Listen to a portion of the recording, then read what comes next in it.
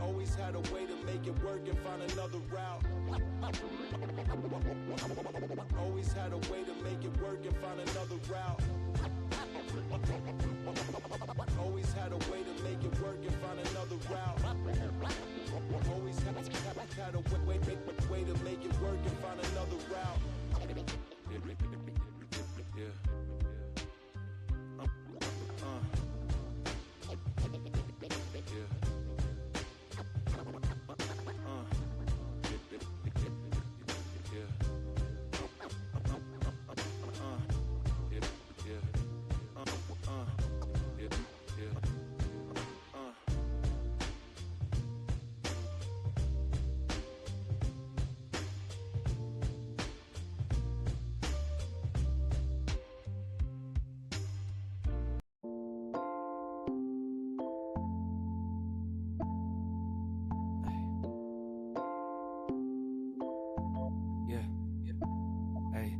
Don't go shooting all the dogs, cause one of them got fleas. Don't just listen to these songs and think that you got grease. They just lyrics, I be venting to this mic, it's therapy. You could leave, but them other guys is whack, they not me. Godspeed, sweetie, living out my dreams. I don't need a genie. Pops did Madonna shows, music in my blood, it was destined for me.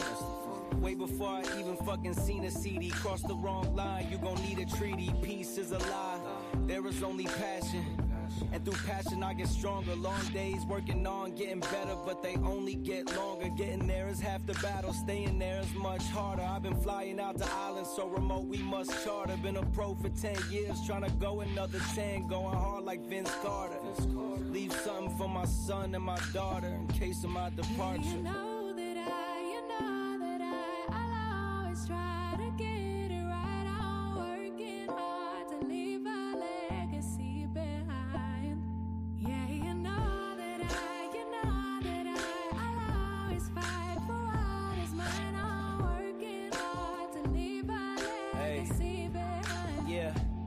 Leave it for my little ones, my real ones. For people trying to feel some. For all the bridges burned along the way and how we still run and still swim. Even though we underwater, never hit the kill switch and overcome like everything we deal with. I still feel there's more for me to do until I call it quits.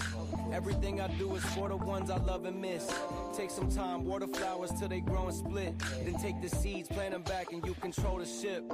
Navigating through the eye of the storm. Live through the lows, got me higher informed. Soldier soul, now you got buyer's remorse. I stay composed when them bloodsuckers hit me with a tireless swarm. I've been down, but never finished. Been bound to higher limits. Walking past, I've been the thinnest. Almost lost myself within it. All the roads that end the quickest means you didn't take it farther. I gotta go harder in case of my departure. You know that I'll always try to get it right. I'm working hard to leave a legacy behind. Yeah, you know that I'll always fight for what is mine. I'm working hard to leave a legacy behind.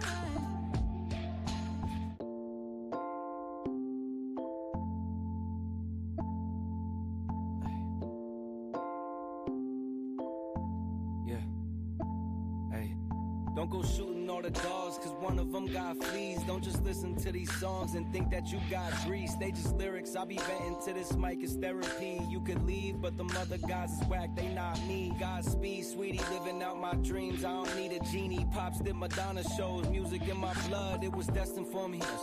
Way before I even fucking seen a CD. Cross the wrong line, you gon' need a treaty. Peace is a lie, there is only passion. And through passion I get stronger. Long days working on getting better, but they only get longer. Getting there is half the battle, staying there is much harder. I've been flying out to islands so remote we must charter. Been a pro for 10 years, trying to go another 10. Going hard like Vince Carter. Leave something for my son and my daughter in case of my departure. You know that I'll always try to get it right. I'm working hard to leave a legacy behind. Yeah, you know that I'll always fight for what is mine. I'm working hard to leave a legacy behind. Yeah. Leave it for my little ones, my real ones, for people trying to feel some, for all the bridges burned along the way and how we still run and still swim, even though we underwater, never hit the kill switch and overcome like everything we deal with. I still feel there's more for me to do until I call it quits. Everything I do is for the ones I love and miss.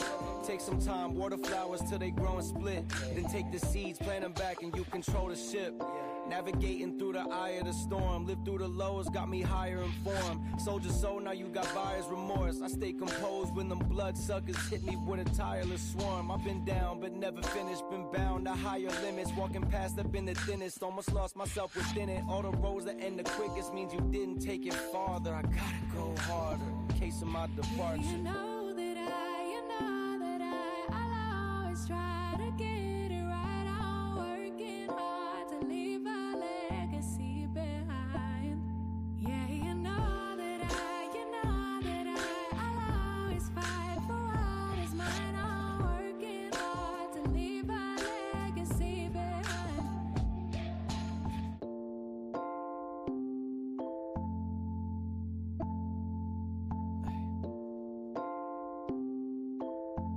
Yeah. Hey. Don't go shooting all the dogs, cause one of them got fleas. Don't just listen to these songs and think that you got grease. They just lyrics, I be venting to this mic, it's therapy. You could leave, but the other guys is whack, they not me. Godspeed, sweetie, living out my dreams. I don't need a genie. Pops did Madonna shows, music in my blood, it was destined for me. Way before I even fucking seen a CD. Cross the wrong line, you gon' need a treaty. Peace is a lie, there is only passion. And through passion I get stronger. Long days working on getting better, but they only get longer. Getting there is half the battle, staying there is much harder. I've been flying out to islands so remote we must charter. Been a pro for 10 years, trying to go another 10. Going hard like Vince Carter. Leave something for my son and my daughter in case of my departure. You know that I'll always try to get it right. I'm working hard to leave a legacy behind. Yeah, you know that I'll always fight for what is mine. I'm working hard to leave a legacy behind. Yeah. Leave it for my little ones, my real ones, for people trying to feel some, for all the bridges burned along the way and how we still run and still swim, even though we underwater, never hit the kill switch and overcome like everything we deal with. I still I'm back in my bag, yo. Conscious. ISO. Diamond. Back in my bag and I gotta brag, I do this shit for real. When we was down and we had nothing, we had to share a meal. We put the shit in overdrive with no steering wheel. Shorty throw that thing back in a pair of heels. Yeah, she be riding on that thing like a Ferris wheel. Yeah, I love them dark skin, brown skin, caramel. You know I had to bring it to the hood like she Karen Civil. When she keep on turning head, cause when she woke that thing jiggle. And we going back to back on them like we Huey and we Riley. This that Wow. back flow, we back again so highly. This that back in my back flow, we back to change the climate. This that back in my back flow, we bring the force like Tommy. Back in my bag flow. Back in my, back in my bag, yeah. I'm back in my, I'm back in my bag, yeah. I'm back in my, back in my bag flow. Back again, yeah, we keep on stacking it, what's happening? Everything in Gucci got me feeling like I'm dapper then. Life has been a movie, yeah, so shout out to the cameraman. Pull up to the scene, it's going down like an avalanche. Steady going up like a travel plan. Homer Simpson face, lucky power plant. Yeah, I'm off that dope, like I'm back again to busy. At the millies, out on Club Hearst. Give the word if it's a city. motion, dog, so why would I slow it? Make it rain on them, bust a band, then you throw it. We was steady having it, even at our lowest. High speed road runner, keep my motor going. Hey, people feel away, but they don't show it. Gotta watch the people that's around you, that you grow it. They be coming around you with some plans to steal your moment. Soon as I bust a nut, she be like, baby, where you going? Never slowing down, it's enough to go around. Yeah, you probably knew it's then, but really you don't know it's now. Niggas let it show and tell, but all my niggas know me well. It was either chase a dream or go to jail, but none of us ain't going. Going back to back on them like we Huey and we Riley. This that back in my back, flow, we back again so highly. This that back in my back, flow, we back to change the climate. This that back in my back, flow, we bring the force like Tommy. Back in my back, flow. Back in my, yeah, back in my bag, yeah. I'm back in my, yeah, I'm back in my bag, yeah. I'm back in my, this my, back in my bag, flow, Yeah, not for real. Double I. Do or die, you already know. Don't try.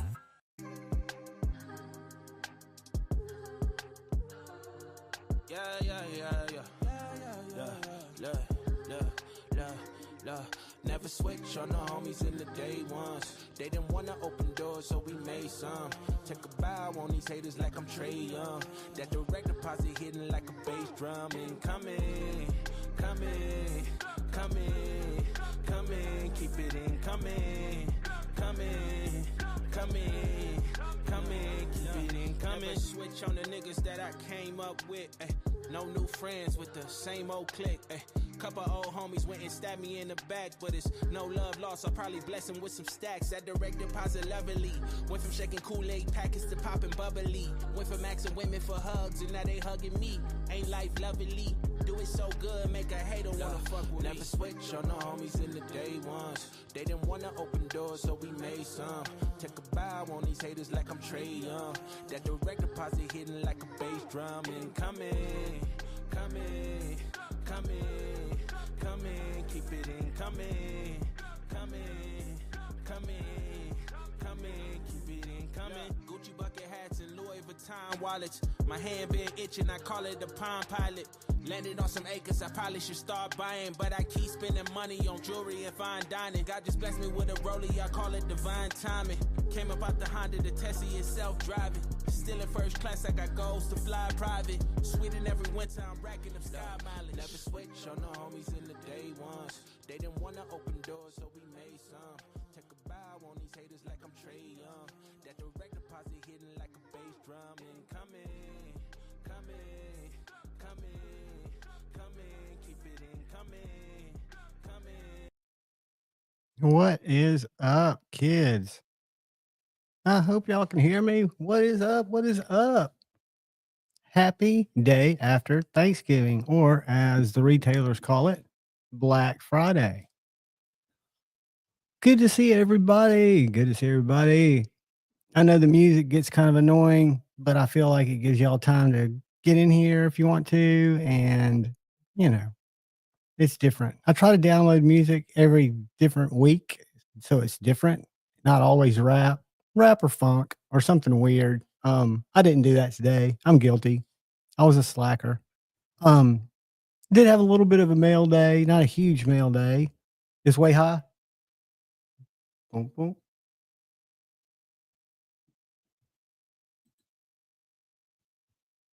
Bear with the brother.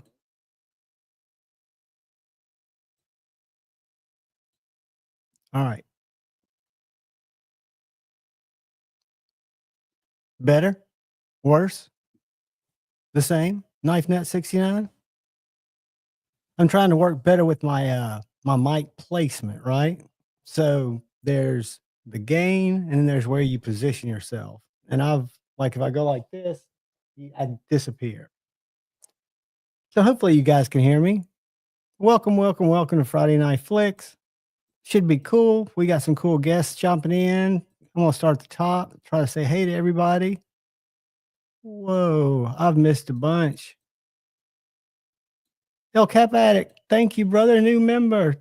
Appreciate you, my friend. We'll have a live stream tomorrow at 11, maybe at 12. It's hopefully going to be at 11. I'll tell y'all what's going on with my mom's. It's all good. Ground Fog, what is up? In the house. Marco, the man, is in the house. Knives and Pizza was in the house and is in the house. Hopefully he's in the house still. El Cap Addict, new member in the house. The man, the myth, the legend. Neil McKenzie, channel members in the house. And Space Ghost is also a channel member and is in the house. We got Dr. Drew Dude talking to Space Ghost. I love it. I love it.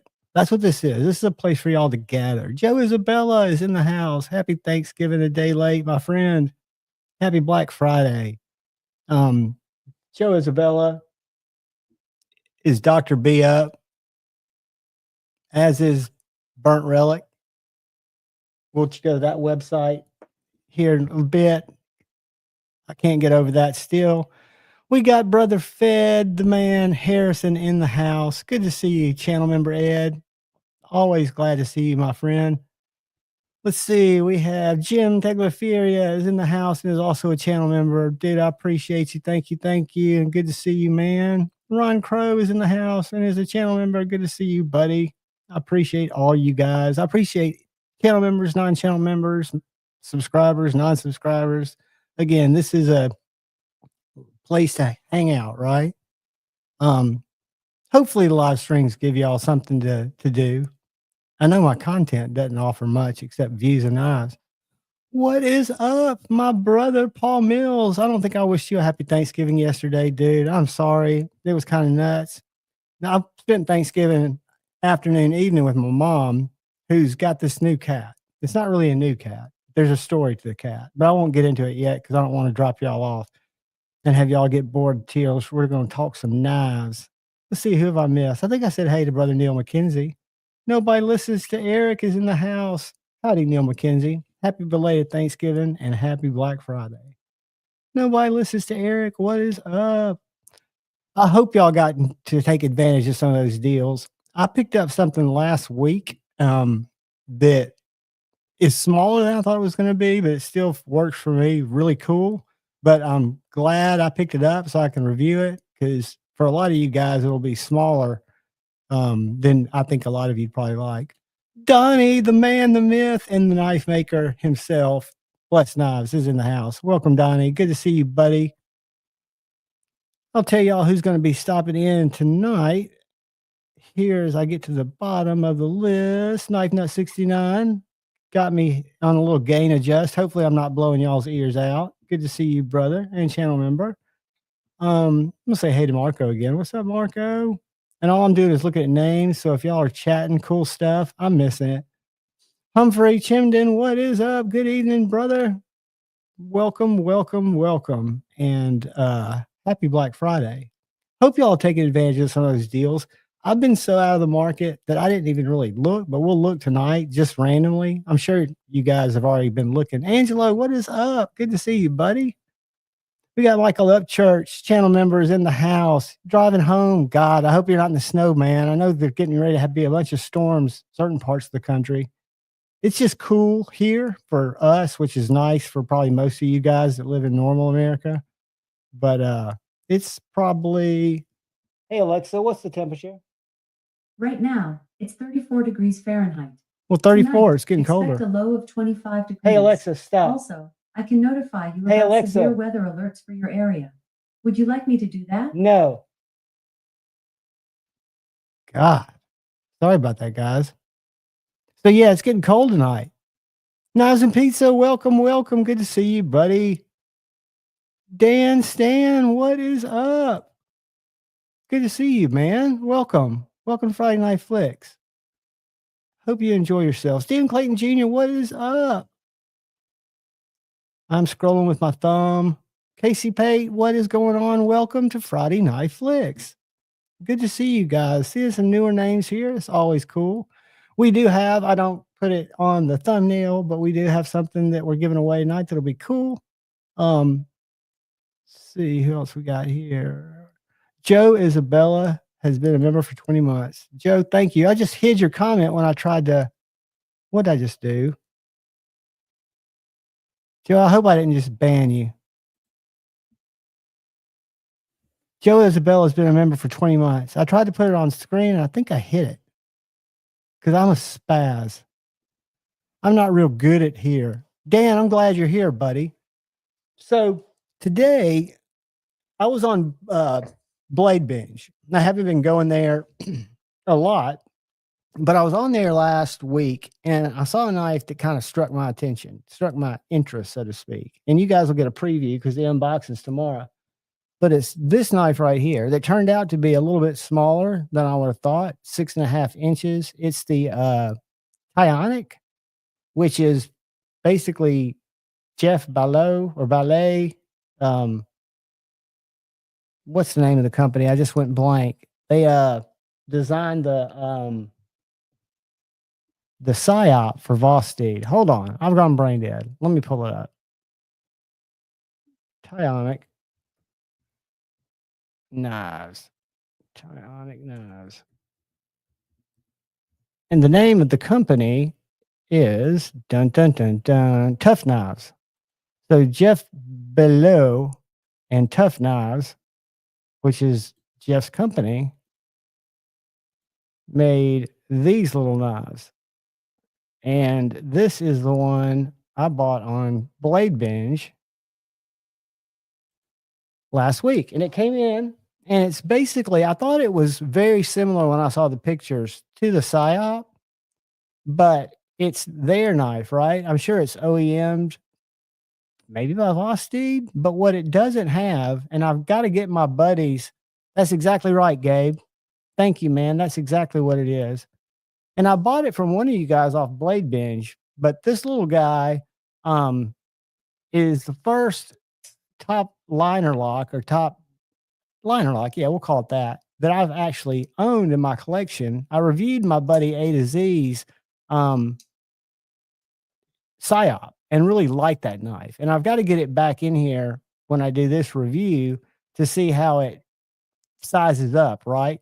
Because this is 6.5 inches. It doesn't have the top flipper or a back flipper. And if I'm not mistaken, the psyop had one or the other with the blade hole. I don't think it was blade hole only, which this one is, which you can either thumb flick it or middle finger flick it, but you don't have any other deployment method. But a cool little knife. And I'd wanted one of these top liner locks for a while. And this was, I want to say it was right around $200. And I think they're $250 on the site, but I bought it blind, total impulse buy. I've also got an impulse unboxing that I haven't done yet. It's still in the bag over there, back of my bag up. Palmer Conley, young brother, what is up from another mother? Good to see you, dude. But I've got an Amazon knife. You know, what's up, Brown Sugar? Good to see you, girl. So I was browsing Amazon like I so often do, buying crazy, weird little stuff. And I came across this knife and I bought it. So I think it was, let me look at my Amazon page. I'm not going to spoil it because I'm going to do an unboxing tomorrow that will go live on Sunday afternoon, maybe. Let me see what price knife this is, because it looked interesting. It didn't look like another knife, and it was $19.99, and it's a fixed blade. So we will unbox that. And Stan, that's a great question. I'm gonna let Donnie talk to you. I'd have let him jump up here. I've got some other guests coming, but I'm gonna pull up his Instagram because he doesn't just make knives. He makes freaking awesome folders and fixies. I have to say and fixies because one of the knives I covet is one of his fixies. But let's go to Instagram, and I'm going to share. And if I'm not mistaken, these are made in the heart of America in Nebraska,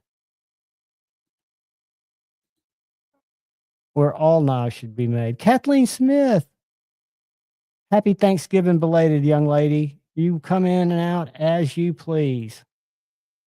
Here's Donnie's IG if any of y'all want to check it out and get a better look. But I'm going to do a little scrolly.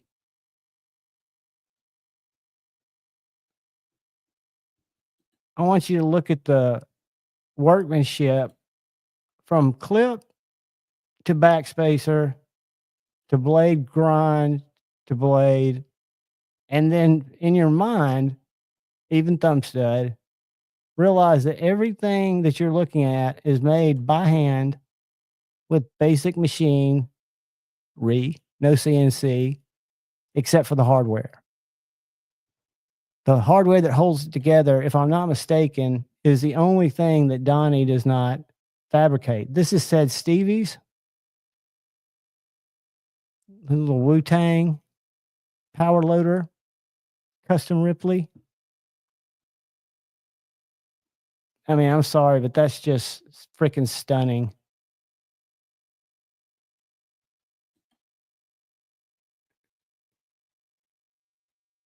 I mean, that's handwork. Look at the bevel around a choil. Look how clean that work is. And keep in mind, from the jimping to everything else, it's done by hand. Blows me away because I have no clue how to do that. There's Scotch's things. We'll look at his page. He's been posting a lot of his. It's beautiful. But I mean, it starts out basically that's the Zerk because he wanted Zerk appointments. It starts out like that and it finishes up to look like that. I don't think that's it. Maybe it is. I think Scotch's would be bigger. Hold on a second. Let's do this. Let's jump off of Bless. Let's go to Scotch. If you're not following Scotch at things, I'm going to throw him in there. I'm also going to put his YouTube in there shortly because he has got great content. If you like big ass fancy American knives. So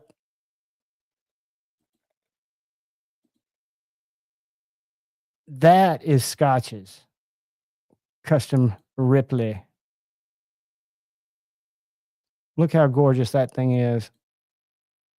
And look how horrible that is. I mean, the fish looks great. The sauce looks great. The tortilla looks great. The American cheese, questionable. I love them anyway. But there's a good, here's a good video of it.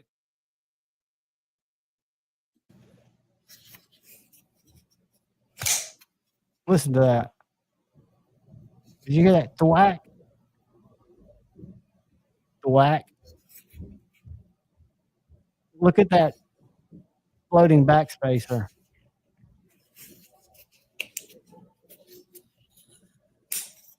Did you hear that? Listen to this.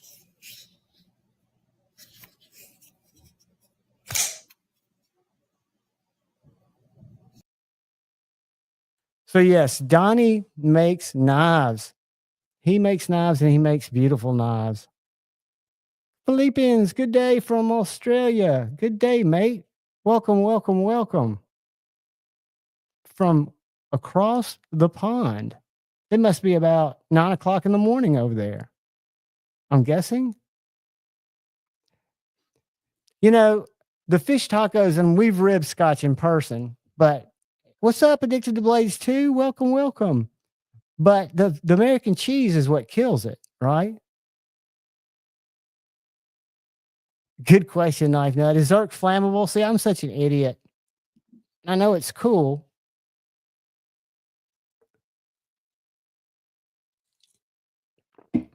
The other thing I got in, I don't know if y'all were here last week or the week before. I think it was last week. We had a tag here from Axial Knives. It's got oil. But this is an American-made, greasy. Let me get my rag.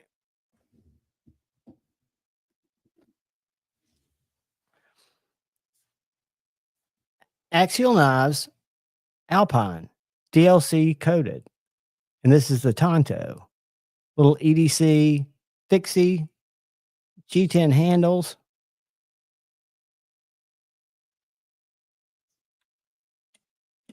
That's the Warncliffe next to the Tonto. And the Warncliffe has titanium handles, which are nice, but think I'm a fan. The G10 is done really well. It's grippy. It's lighter. And that's just it's a comfortable knife. I look forward to testing this thing out. And I'll do a review on it as well. I seem to be, for some reason, getting into a lot more fixies lately. Dan, Axial does rock. I'm a huge fan. I did not become an Axial fan early on because I wasn't into OTFs. And at the time, they didn't have the fixies. And I got really captivated by the fixies and was lucky enough that they've been working with me to let me check them out. And they're fantastic knives. Price starting out today, they were on sale. Speaking of sales, for $160. Hold on. Let's go Axial knives, blah, blah, blah. Black Friday, share screen. I think the DLC sold out already, but let's see. So they've got these were $189, starting at $189, and they are starting at $160 today. So they've still got the black DLC. So the DLC went down from $219 to $186. They've got black micarta DLC. So you can choose between micarta or G10, it looks like. Let's see what they've got in. They've got 4 G10 and they've got 8 micarta drop points. And then in Tontos, they've got 4 G10 Stonewash at $160. They've got 4 DLC G10. They've got 9 stonewashed, not DLC, black micarta for $160 today. I don't know how long that sale goes on. We'll go back to the homepage and look. And they've got black micarta DLC for $186. And it's very nice. Again, I haven't tested it yet, and I don't test them like hard testing. I use them to open stuff and cut open cat food. It looks like the OTFs are on sale from $259, starting from $220, $212, $220. So, like everybody, there's some great deals out there, I guess, today. Again, I've not been online shopping. Oh, we were going to go back to the homepage. Duh. See how long these. All right, so Black Friday runs through 12/2. It's 15% off of the fixed blades that are in stock and the OTFs. And it is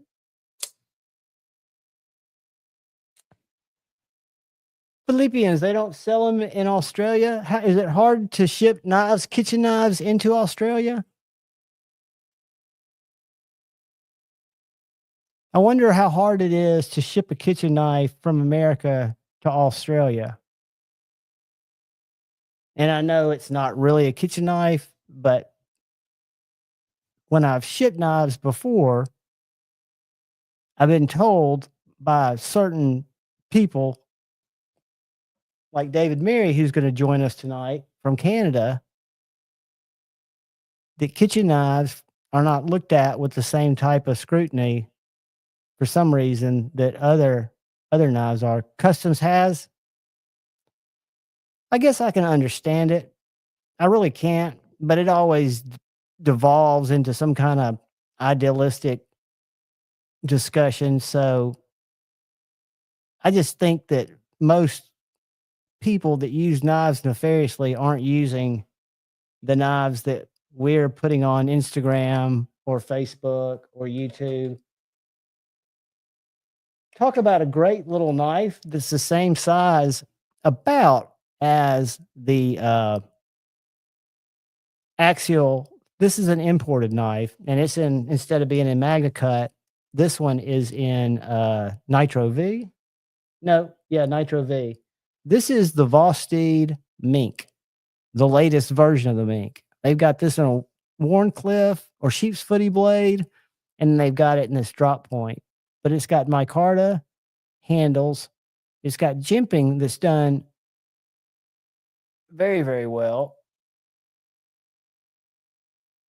Really slicey spine. They finally got the sharpening choil right.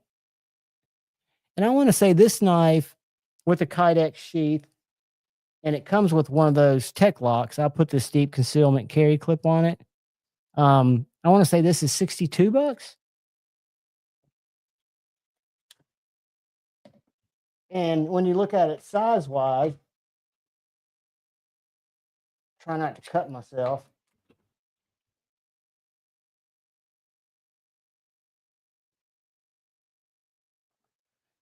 And I want to say these guys are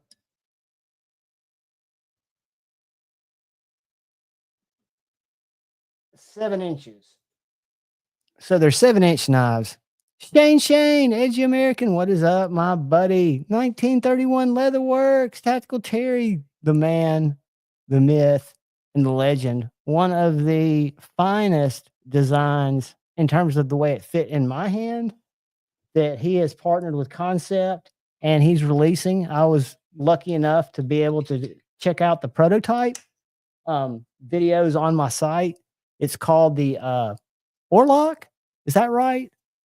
1931. It's an amazing knife. Let's see if I can find it on my page. Chicka. I hate Stolly. I've got to get a second monitor. And I was looking at Black Friday, but I don't want to get a full-size monitor because I don't have a lot of space. I want one kind of the size of my laptop, if possible. But all right. Here is the Orlock. And this knife fit my hand as well, God darn it, as anything.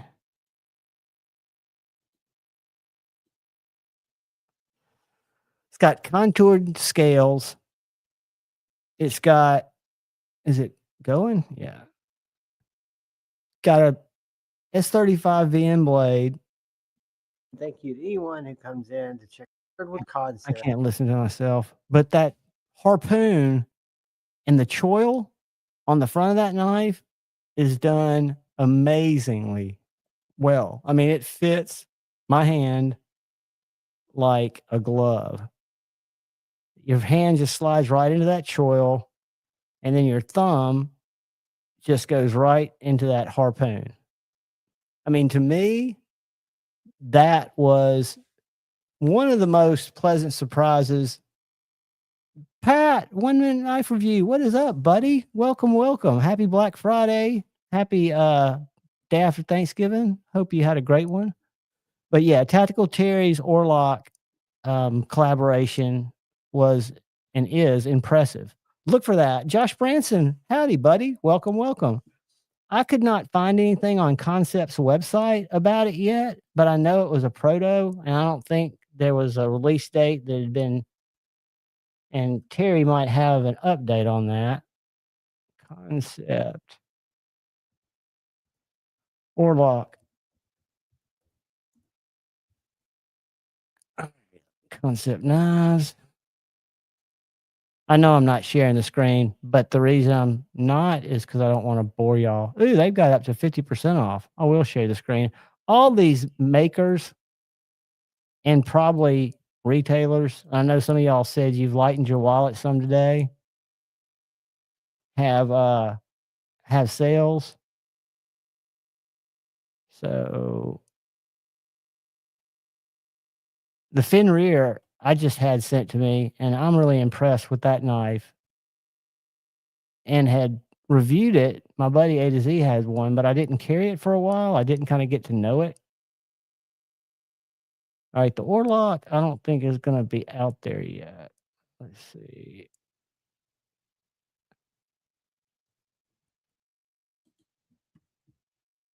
Josh, new member and gifted a membership. Thank you, buddy. Where's my happy kids? Thank you, man. Too kind. Too kind. Terry, if you're still in here, let me know if you've heard any update on when that Orlock might be coming to Marquette, because it is definitely worth a look.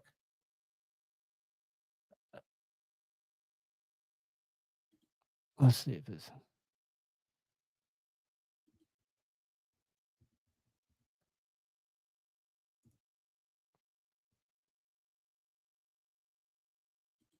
nothing yet, honey. They just asked me to write an introduction to Orlock on Monday. Blah, blah, blah, blah. Awesome, Terry. It's when it does 1931 Leatherworks, it will be a hit. It will. Whoop, yeah, I just stopped sharing. I meant to do that. Yeah, turkey. I went over to my mom's, just low key chilled, and had little steak that she'd made on her little. She uses her little air fryer thing for everything, but it's got a grill on it too. And then we had macaroni and cheese and green beans.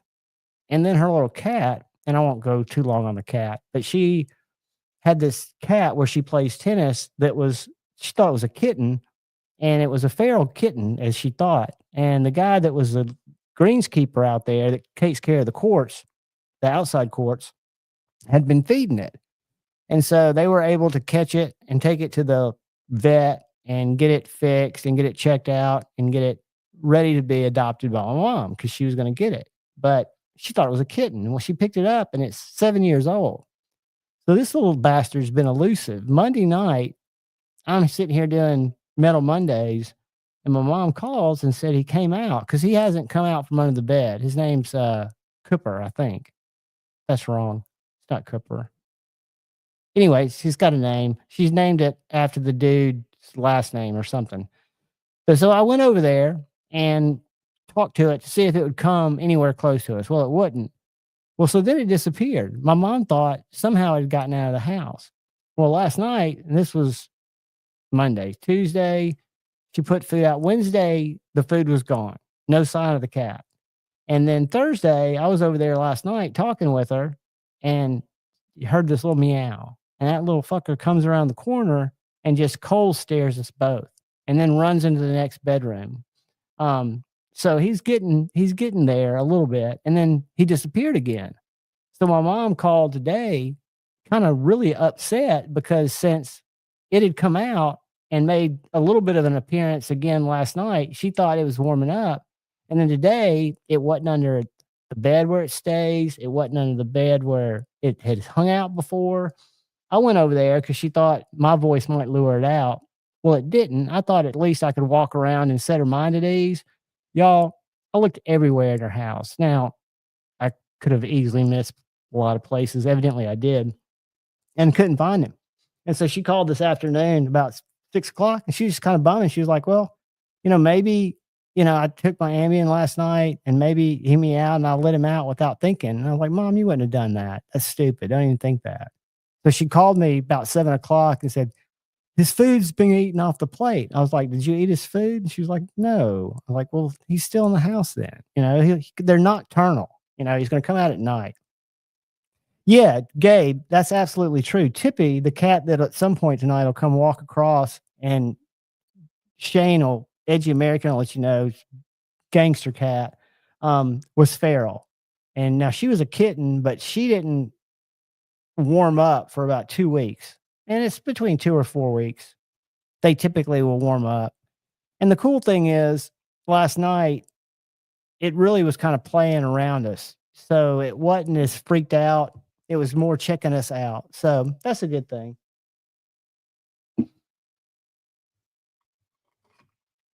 So another weird little knife I'm checking out is this little gentleman's folder here that CMB Knives sent me,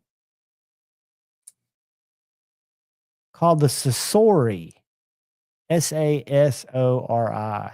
It is a very unique little knife with a little recurve hollow grind, a really pokey flat ground tip, nicely appointed swedge. This is all hand satin M390.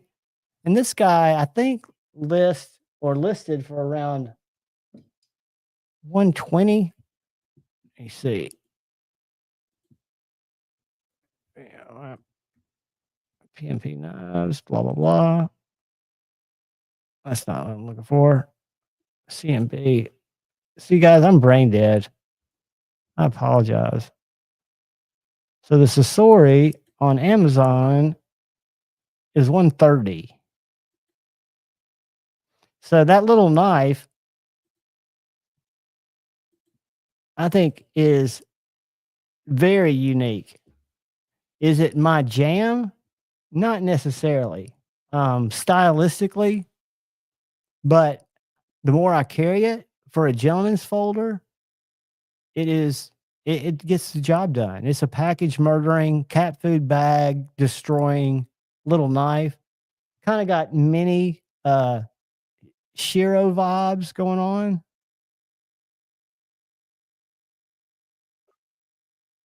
Uh-oh, somebody just beeped in. Let's see who we got visiting. Hey, buddy. How we doing? It's cousin Kyle Coonley. I just took the other screen off. We're doing good, buddy. How are you doing? Doing well. Sorry, I'm a couple minutes early. No, you're not early. Mere salt. Happy Black Friday, brother. Mere salt and Ginger Fisher. Happy Black Friday to you guys. Happy belated Thanksgiving to everybody. Absolutely. We were just looking. I didn't realize, because I haven't been shopping, how many Black Friday sales there were. Almost everybody seems to have them. And you were saying that they're even sharpening deals. I was going to tell you, buddy, when we talked earlier, I got my little stone in. I forget what it's called. My stone, I call it. and clean my stones. You were just using regular water in like a sandwich Tupperware, right? You didn't even put soap on it, did you? Nope, just plain water. Yep, because I did mine with just plain water, and they came clean as anything. I appreciate the insight on that. That really cleaned up my my stones. Yeah, the only thing to remember on those is make sure that you soak them before you use them. Just put them in the water and let the bubbles decrease so there's no bubbles. And then when you're done with them, take them out of the water. Don't let it sit there because it will become brittle. Yeah, I took it out to let it dry, and I left it in there. I used one of those big pill containers to let it soak in, and it took, I guess I let it soak about 5 minutes, and bubbles stopped probably after 2 or 3. Yeah. But I just let it soak for a good measure, not knowing what I was doing. What's up, Angelo? So you were just talking about grit progressions. I haven't sharpened anything in the last couple of days, but I'll be honest with you, dude. I'm getting better. Good. The fingertip trick, I think, has been a lifesaver, and knowing that I didn't have to keep my stone parallel like I was on the main part of the knife, that when it wants to kind of roll a little bit, sounds like you let it go, because that's just the basic way it reacts to the tip, right? Yeah, you're following the geometry of the knife. It's not necessarily you're not turning it, but you're just letting it follow the axis and rotation of the blade. So right. Yeah, I just wanted to touch base on stone progressions because I get some questions on it about, like, what do I need as far as stones, or, how big a jump is too big a jump. And so some of that kind of depends on what you're looking for. So let me grab a knife here. So as you're sharpening, you're going to have sharpening lines going down the blade. Right. Depending on which way you're dragging your stone. Is that what you're talking about? The stone pattern? Okay. Yes. So you're going to have a grit pattern going, in the direction I always go heel to tip. But as you progress in the stones, it's kind of like woodworking. You're sanding away the previous grit, the previous scratches. Okay. So if you jump from, say, a 100 grit stone to a 1,000 grit stone, You can get it shiny, but those scratches from the 100 grit stone aren't going to come out. That's too much of a jump. That's too severe of a jump, or too, I guess you'd say, aggressive of a jump. So you're going to see the different scratches going. So if you're trying to get not necessarily even a mirror, but if you're trying to get a true polish, you want to make sure that your lower stones, you're keeping in accordance with not jumping much more than one at a time. And when I'm saying one, I mean like 1.5 the grit. So if you're starting at 100 grit, you probably don't want to go much more than 250 for your next stone. You're trying to keep 300. You're trying to keep something in that range. That way you're getting the scratch pattern from the previous stone out of there while still maintaining flipping that burr back and forth and creating a burr. Now, as you go up in these stones, you can take liberty with jumping a little bit. So you can go from a 1,000 to a 3,000. You can go from a 3,000 to a 5,000. There can be bigger jumps because you're not taking away as much scratch pattern at that point. You're just more polishing. You're going more for a mirror at that point, right? Or a very polished edge. Yeah, I mean, if you're wanting a true mirror, you have to go through the low progressions, like right, one stone at a time to get rid of those scratches. So it's not even about at that point. It's not even about creating that burr. Your first stone, you're getting that burr. From that point forward, you are making sure that scratch pattern is gone from the previous stone, and that's it. Because I've got, and this is just, I've got, and now under the F rating, so I've got like I said, I'm losing my mind, the Veneve Scorpions. So I've got, I think the lowest is, I've got a Tomy that I rarely use. It's a 150. I've got a 240, I think, or 240. No, I've got it's an 80, then a 150. I've got 4 green stones with rusty grip, right? And then I've got 2 light green Scorpions that are almost smooth. The last one is, and I very rarely use that last one. And this was something that I was recommended by Jared a long time ago. Yeah, you and probably I've got have a couple extra ones. F150, F240, F400, F800, and F1200. That's exactly sounds right. I can't read them anymore on the back. It's kind of come off. Yeah. So basically F400, think of it this way. F400 is basically 1,000 grit. Okay. So 150 is basically a 300. They double? No. So it's linear. So it's 150. I've got a chart I can send you. No, it's not necessary because I think mine work pretty good. Just going from the 150 to I think you said 240. Yeah, I do all the green stones, and sometimes I'll just stop at that last green stone. I won't even go to the light green if I'm going for a toothier edge. But is that a mistake? No. So if you're wanting toothy, you can keep it at that F240 and not go above that.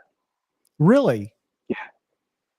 Because like you said, your first stone's where you're getting it sharp and you're apexing it the way you want it to be.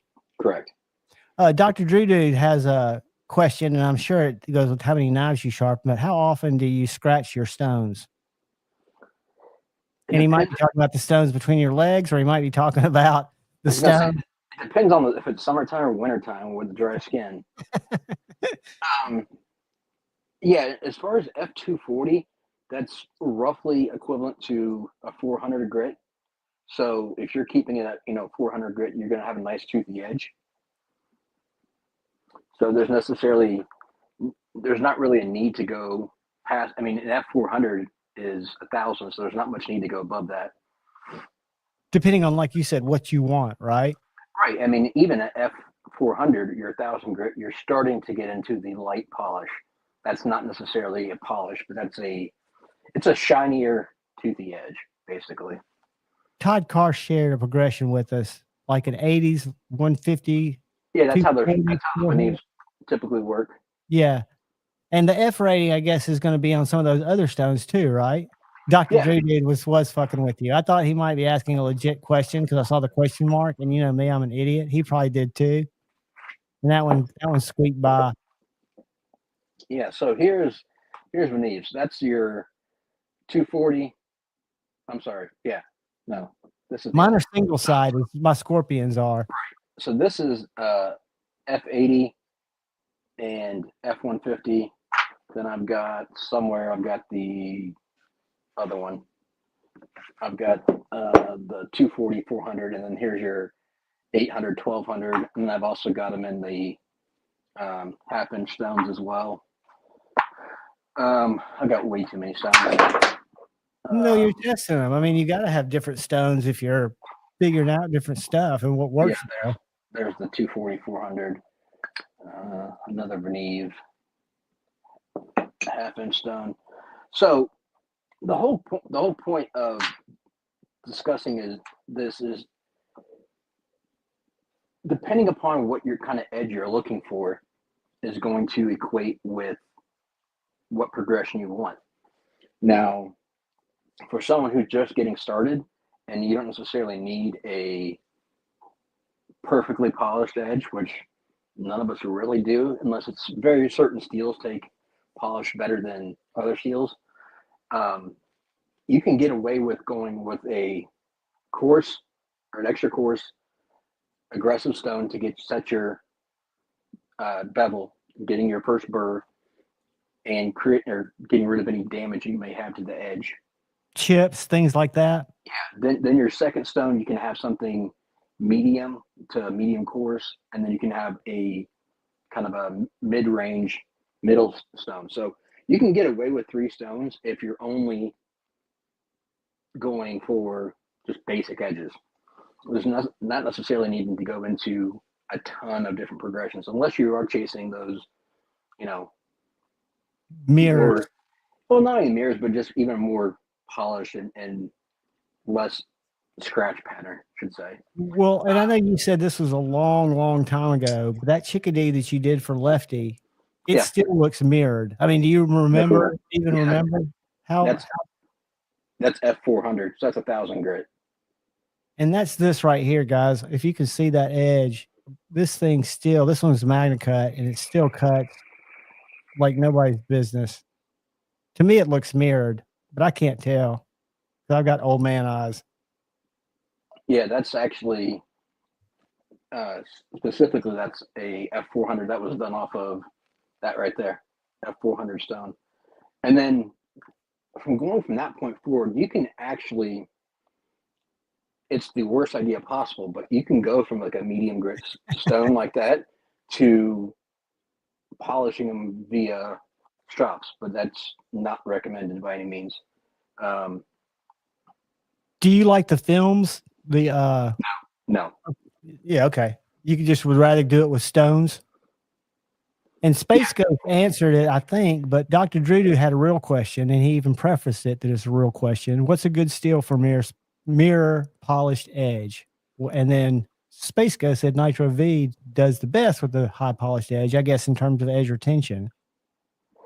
Not necessarily edge retention. So some of them, like Crewwear. Crewwear does well with a polish to a mirror edge. 14C Nitro V, they can do anything from a toothy all the way to a polish. Same with Magna Cut, can do anything from there on up. But certain stones start to slick out. So like Maxmit, CPM D2, CPM 154, those knives are not taking above like 400 grit max. Does that have to do with the hardness, or is it more deep than that? The composition? It's deeper than that, but they will slick out fast on you, and you start losing bite quickly on those. Is it, what are they called? Carbide sizes, or what are the little particles called? Yeah, there's carbides in there, but that's not necessarily the only reason how that reacts to it. There's other factors, but yeah, that there are certain steels that do better, and there is a pretty good video out there that Jared did a long time ago in regards to what does well with as far as steels and what grit ratings, and I would say it's pretty darn accurate for what out there. So Yeah, I've always he's been super helpful to me. He helped me set my angles on for my hinderers, and he helped me find the stones that I needed. I think Jared sharpened a lot of knives. yeah, I And mean, he's very knowledgeable. yeah, I mean, that's honestly how I kind of got into this. Is starting out, I wanted to learn a little bit, so I started watching some of his videos, and then I got in deep and then dove headfirst into the rabbit hole and just off the deep end as far as how much I got into nerding out over steels and over stones and actual sharpening and techniques and practices and best procedures. I mean, there's there obviously are multiple ways to do something, but I found something that I find is consistent, works for me, and I like to listen to different people, take what they say, and create my own theory and my own system out of it. So absolutely, and use your own experience to make it original. And I don't want to derail your train of thought where you're going with this, but how long did it take you to feel comfortable with your abilities to like jump into that chickadee, or where you felt like you were? Because I feel like I'm A to Z, for example. I'll sharpen basic knives for him. When I say basic knives, I sharpened his he bought on the secondary from, believe it or not, Ali Paracord, his FSD. And felt like I did a pretty good job. He was happy with it, but I don't necessarily feel comfortable with my abilities. Did you get to a point to where you were just like, okay, I've got this? I mean, I don't feel like I'll fuck something up, but at the same time, on other people's stuff, I would definitely be nervous. yeah, so definitely starting out, it was. I remember my quote unquote first knife that I did for somebody that I thought was like expensive. Like, hey, if something happens, I'm up a creek, right? And that was actually a Spidey chef. Oh, really? Yeah, because I didn't have a ton of higher end knives starting out. I was more into, as a lot of us start out, budgetary stuff, and then I spent a lot of the money on stones and equipment and different things like that because I was wanting to learn more of this side of it than I was collecting the knives, right? Right, And right. and then as time progressed, you get different things, and you buy, you sell, you trade, you work your way up, you start building a collection. But so back to the point was Spidey Chef was the first one that kind of made me pucker a little bit. And after that went perfectly fine, I started becoming more confident. And then I started getting better knives in, or not to say better, but more expensive knives in. And I always took extreme care like they were mine. I treat them, like I don't want anything to possibly go wrong with the client knife. So they get taped up if they need it. They also get, um, being very cautious of slurry. There are different factors that some of these knives, like it's not just, hey, I need to send it back to Blade HQ, or hey, I need to send it to somebody and get it repaired. No, some of these, like I'm getting customs and that kind of, and difficult grinds, and I like that challenge. So I've got one client who sends me a lot of more difficult work, and I don't necessarily always post all my work online because Like nightmare grind type stuff when you say difficult work. And that's just my simple brain trying to translate to what that might look like. Harpoon tantos, that type of thing, or tanto recurs, different stuff like that. And I don't always post everything solely for the factor of respecting people's privacy and what they've got. And that's why I never tag anybody as far as their knives, because I don't ever want anyone to think of someone else's collection. That's on them if they want to show it off or not. Sure. But yeah, so I've started getting in more difficult knives, which I find is a fun challenge, and it also kind of shows different aspects of what I'm capable of. It's not solely just, hey, here's a Warncliffe, let's knock it out as fast as we can and move on. Edgy. Slurry is not your friend. Can you see the edge on that Evo? it got slurried up. Yep. And I got sharp as shit. But I wasn't care. That's when I used to wet my stones. I don't wet my stones anymore. I do, but I'm just Yeah. cautious of. And You especially, sharpen a lot more knives than I do, though. well, so like for instance, say that Evo, right? Right. That's a DLC blade. So what I'm doing is I'm taping up behind that bevel, probably at least a half an inch all the way around, if not more. So that way, if Oh, there is, really? yeah, that way if there is any slurry, it's not going to get on the blade. It's just going to wipe right off. So when you say tape up, I see you got little nipples on your clamps. I use that blue painter's tape. What kind of tape is that? This is Captain tape, so I've gotten several different widths. It's used for like computer stuff. So Crispy. it sticks pretty well to a blade, but it comes off and doesn't leave residue at all. And it's very durable. So if you hit it with a stone, it's not going to shear it off. Like Where right, I have to replace my blue tape quite often, but I put it on the blade spine too. So I'm doubling it up. I've got it around my little, what I call my feet or my nipples there. And then I'll put it on the spine as well. But that looks better. It looks thinner. It looks almost silicone-y, is it? it's super thin. Let me pull a piece off. I'll show you. But is it silicone-y? Is it kind of rubbery? No. Okay. It's It looks ambery on your TS yeah, Pro. it's yellowish. So here's I got you.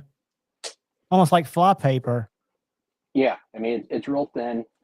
It sticks to a blade but doesn't leave residue. It's super durable. It's great for taping up And it's blades. called Captain's tape. Kapton.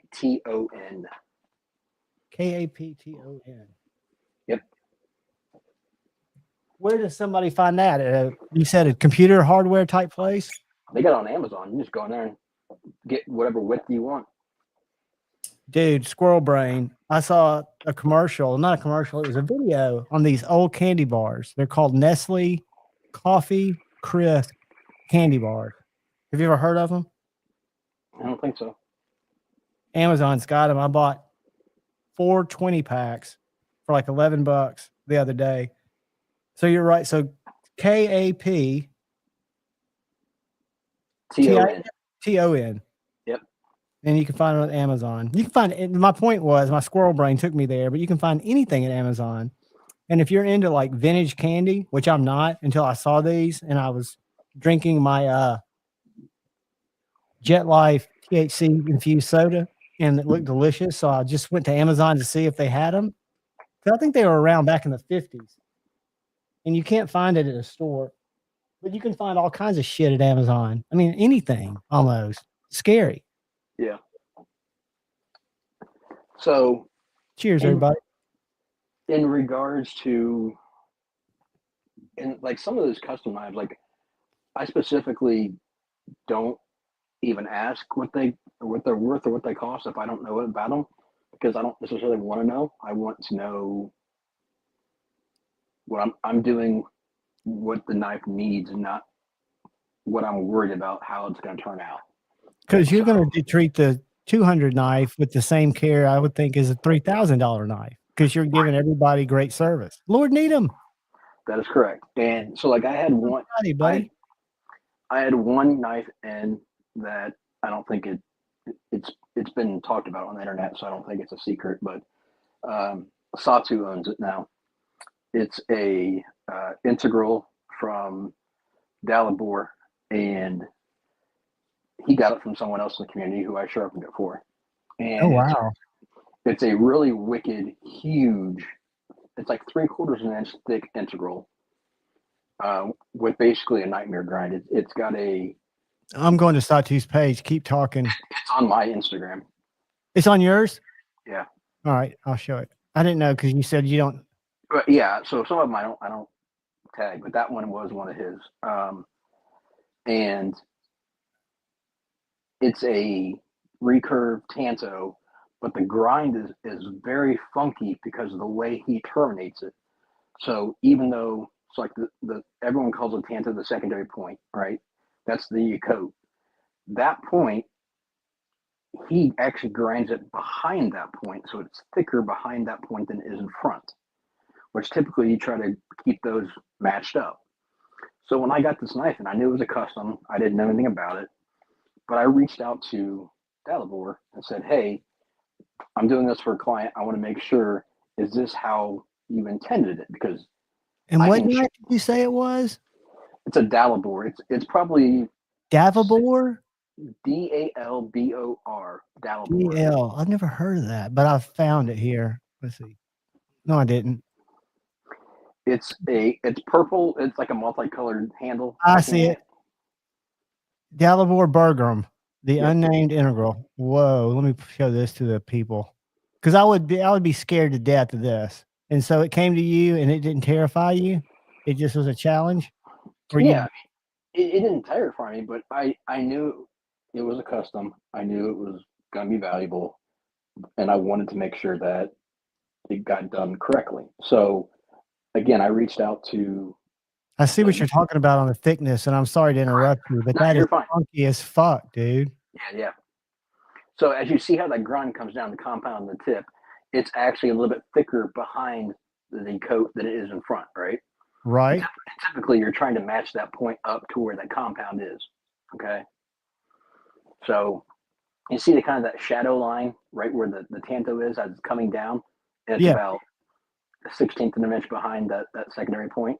The actual grind, the hollow. Correct. So typically you match those up. So that's why I reached out to that maker and said, "Hey, before I touch this, I want to make sure what was your intention, because if it was me, I would have moved that back when I sharpened it and try to match those up. But if that was his intention for the grind, I'm not going to go against what the maker designed it as." Very good point. It's something I would not have thought of. And it looks like you're focused on the recurve. Maybe that's why it would be done that way. Yeah. So when I reached out to him, he's like, "Yeah, that's actually how I grind them." So I was like, "Okay, perfect." Then I'm not going to be worried about changing that to where it looks visually appealing to me. I'm going to go with what the maker wanted. So the way it was ground originally. Did he tell you why? He didn't. He just said that's how he grinds them. So I didn't want to mess with it at that point. I mean, it's a beautiful knife. I just wonder if there's any function, because I don't, I'm more fascinated by it than being critical of it, right? Because I would assume you could line that up if that's what you wanted to do just as easily as doing it that way. I just wonder if it has to do with the way that recurve cuts and holds the material. It almost looks like that's why it's done that way, but I don't know why it would be done that way. It could be just how his setup is. It could be his wheels. I mean, there's all different factors. I don't know why he does it that way, but once he said that, I was like, okay, then I'm sticking with this. I'm not going to move it back any further. But it seems like that would be scary hard to get that little 16th of an inch from that forward plunge is what I'd call it. You called a shadow line to the actual where you did the termination, the tanto. Was that not thicker? Yeah, I mean, I adjusted it and made that match up the best, and blended those the best I could. I mean, it looks amazing. I just would think that would be well above my abilities. I don't know. Did you have to just focus more on that area with the stones, or was it just staying consistent? There's definitely some tricks as far as trying to match those up, and how I'm very, like, I make marks on the blade. As far as where to start and stop. I'm using finger placement, so that way I'm bouncing the stone off my finger, so I'm not going too far. So I'm matching up the point on both sides. So here, let me mark. Here's this tanto, right? Let me make that small. Hold on a sec. Boom. Let me make you big. Go ahead, buddy. So if I'm trying to match up a tanto like this, right? Right. I'm actually going to find that point on both sides, make sure that's lined up. I'm going to place my fingers right there. So when I'm sharpening, that stone is going to bounce off of. Uh-oh. That's all right. That's going to bounce off of that point or off my finger that way it's not going to go past that and roll that over. So you're physically using your fingers as stops, or are you talking figuratively? No, actual stops. Literally finger stops. Gotcha. Correct. And then I can go flip it to the other side, and when it's on the other side, same thing. I'm looking at that point, matching up both sides, putting my finger there, using it as a stop, so it's dead even on both sides. Then when I'm going this direction for the tanto, I don't have to necessarily make that stop because it's only going to go to that point. So I'm rolling it, keeping it right there. And then when I'm done, I'm going to blend that side and that side back and forth until I get even. And you're not moving your blade in the clamps when you go from that one side to the second. You're keeping it clamped. Correct. It'd be the same principle as if I was doing it on a regular, freehand too. You're doing a drop point. No, if I'm doing a freehand, I'm still going to keep it to that point to where I'm going to right there. I'm going to make that as my stop point. Same thing on this side when I'm pulling it to me, run that. That's my stop point. That way I'm keeping that coat even on both sides. That's good to know. That's something I haven't sharpened a lot of is tantos. It's probably because I haven't had a comfort level with them and I don't use them enough to get them dull. Well, so there's different types too. Mm-hmm. It makes a big difference. Like this one, there's very little change as far as thickness between this one and this one. Yes, the tip is thicker, but it's not a huge difference. There are some that this feels like it's a 1/4 inch stock and this is 16th. There's very, very different types of tantos. Fact. And I would think and you'd keep even like an American tanto, what I'd call a real shallow or blunt tip tanto, you'd keep it in the clamps the same way, no matter what. The only way I would change it would be, say it's something very, very steep, like a Chris Reeve, right? Right. The Chris Reeve tantos, that front tanto is massive, right?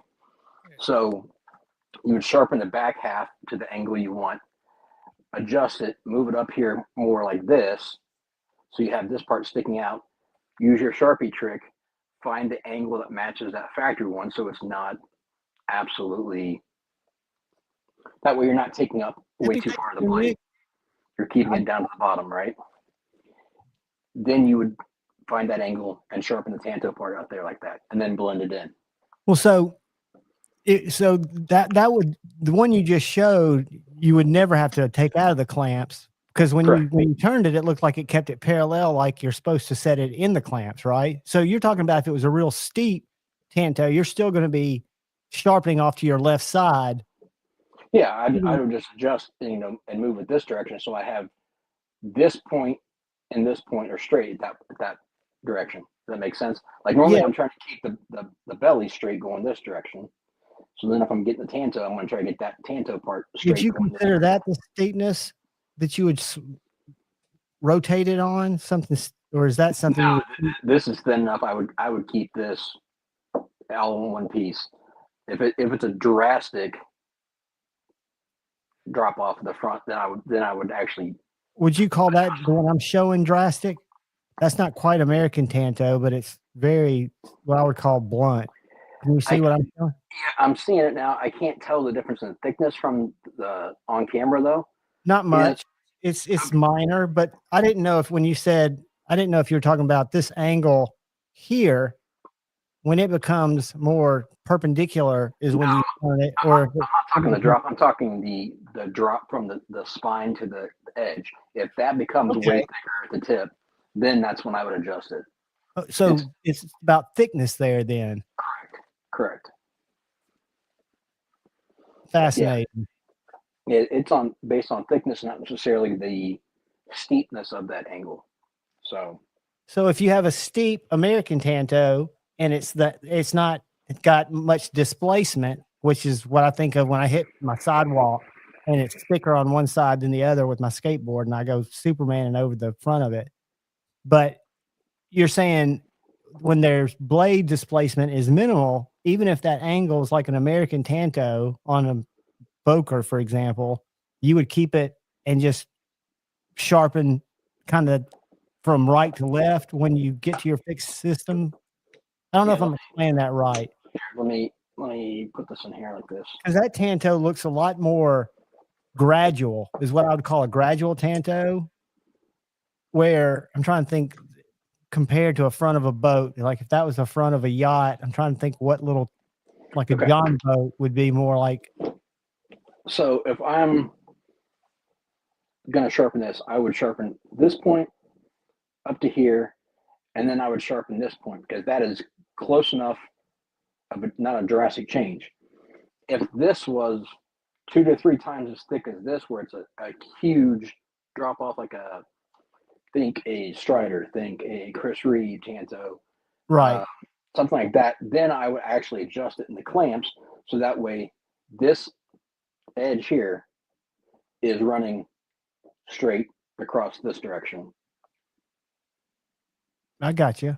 Does that make sense? Yeah, because you're working. That makes a lot of sense. I wouldn't have known that when I was first picturing it. I was thinking the angle of the tanto, not the thickness of the tip to the main grind, I guess you'd call it. Pocket metal. What is up, brother?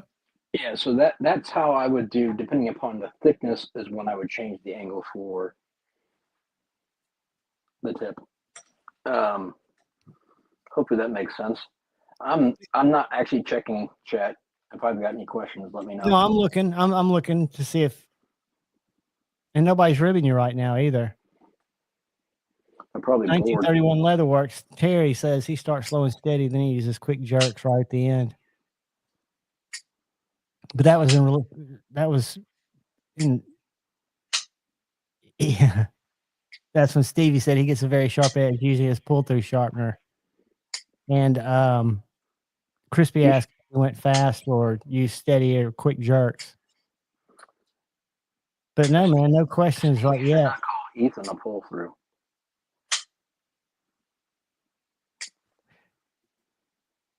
Yeah, like are you talking about that that spay blade? Like if you had a spay blade, would you take it out of the clamps? That's, like a No. I guess. Yeah, you would just roll that. You would just roll it around. Correct. Yeah, because at that point, Stevie said he'd rather hear Maddie and he'll talk about coins than this. Bye, Felicia. And Edgy said pull through sharpeners are meta. Well, I need to read chat more. I've got my reading glasses that look like they're sunglasses, so I can actually read it. But when I was looking at your grind, for example, on that custom knife, instead of going back like I should, if I was actually good at live streaming, I would have just been looking at the shared screen, but I stayed over there so I could manipulate it. So I also wanted to talk about the I've been doing testing on different stones for the last couple months, and I mentioned that I got those new ones in. I've been trying out, and I've done I've done quite a few knives with the new alpha stones, and I've done quite a decent amount with these new Poltavas. And I wanted to talk about these for a second. So you share. This is the new Poltava Silverstone, right? These, I've had these for a little bit. These are, I was the first one to get them in the States, and they actually just arrived. You can buy them now in the States. I don't necessarily know if I'm going to be doing any affiliate work or any selling with them, but I know that they are available at a distributor here in the States. But this stone, so their silver stones are a vitrified metallic bond of a CBN. That is by Is far. that the sharpening side, or is that the back that you're showing us? That's the back. I'm just giving you the information. Gotcha. I'm gonna make you big while you talk. I'm sorry to interrupt you. Go ahead. Better? Can you see that better? Yeah, I'm gonna scan the QR code and see what happens. So that stone is by far the best reprofiling stone I've ever tried. Really? And it's Flip it over. Let me see the other side if you don't mind. Okay, so and you said that's bonded. That's not just a diamond plate, or is it just a diamond plate? No, it's not even diamonds. It's CBN, and it's bonded with vitrified and metallic bond. So there's nothing else currently like this right now in the market. And I'm telling you what, it cuts. It is that's a 225 grit stone, and that cuts faster than anything I've ever seen, including I've got a 60 grit diamond metallic CBN stone. This cuts faster than that. Really? But it's This leaving a cleaner grit at that grit. this thing is insane. And so like you got the Lumia. Lumia is not a thick knife, right? And it's Alex does an amazing job heat treat. It's top 5 knives as far as semi production heat treats out there, right? It's very very good. And that Crewware or the Elmex. That stun right there, I dropped it from factory, which is 21-ish, 22, down to 19, and it took about 3 minutes total for both sides on that first stone to apex it fully. Really? It was insane.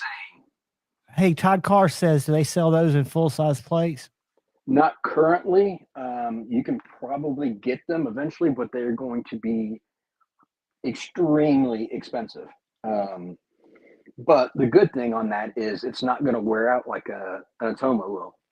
Like a bonded well, no, the Atoma being just a pure diamond plate with a super thin layer will wear out and they start losing grit.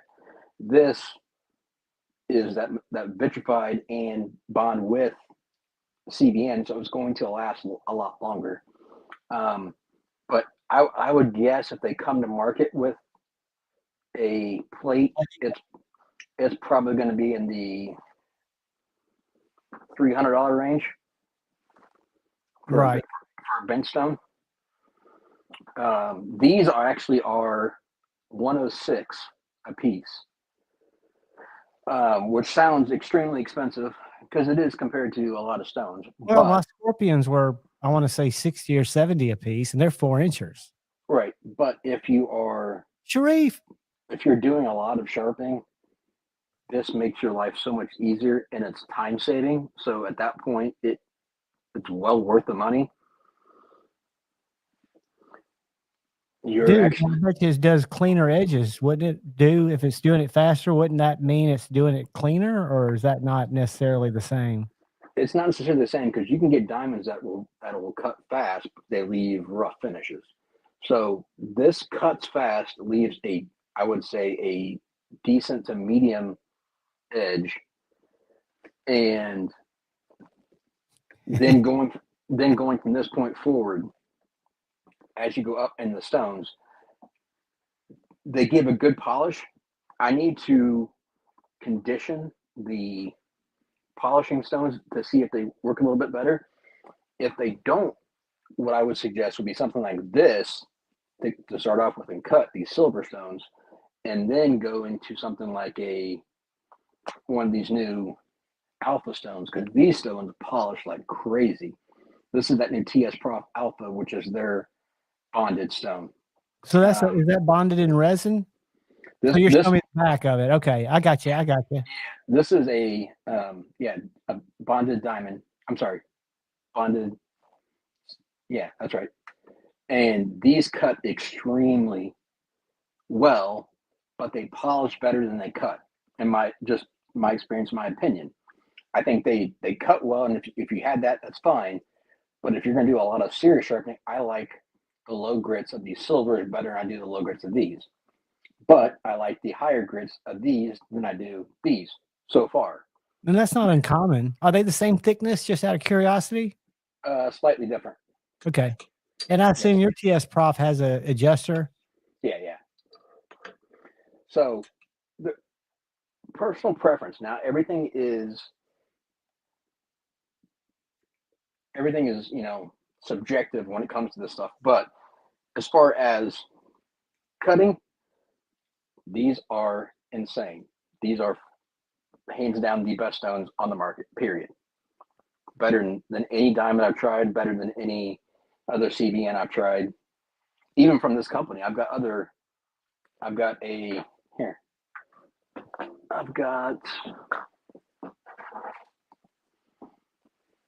this is a 60 grit CBN stone made by Paul Taba as well. And it's a metallic bonded CBN stone. This cuts way faster than that 60 grit. Really? I mean, what's the magic to that? What it's bonded with? The fact that it's not a red? Gotcha. The difference in the bond, the difference in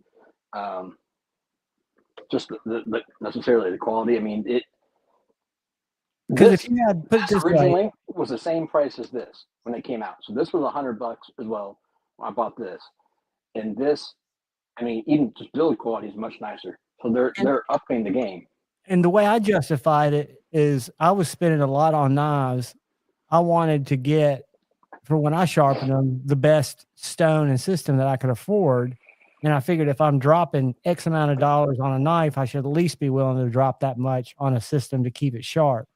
Right. Even before I knew what I was doing. Because I started out with the Work Sharp with one of the stone adapters, you know, after watching Jared's videos. Before that, I had the Sharp Maker system. But yeah, it's so if you had if those stones by those different makers were the exact same grits, if you had a 150 and a 150, of course the one that's got the blue back would cut a ton faster, but the grit patterns would be the same because they're both, we'll say 150s.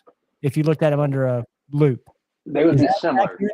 Similar. Similar. They would be similar. They wouldn't be night and day difference, but they can definitely vary from company to company. So that's the thing about CBNs over diamonds that I like, is they provide a more uniform scratch pattern. Because they are man-made and they're not rugged or sharp, they can be created into a certain, it's a powder mix basically what they do, and they impregnate the stone with that bond, whether it be resin-based, vitrified, metallic, whatever. And then as you wear it off, it becomes the same level all the way across. So it's giving a better scratch pattern, more uniform. So for instance, say a setup, like you get a system and you wanted to up your game from the stones that come with it, right? We talked about earlier doing a 3-stone setup, right? Right. You could do something like this, 225. It's going to cut, reprofile anything you need, right? Right. That's 225. You could go, your next stone could be somewhere in the range, because if you wanted to keep it reasonable as far as pricing, you could do something like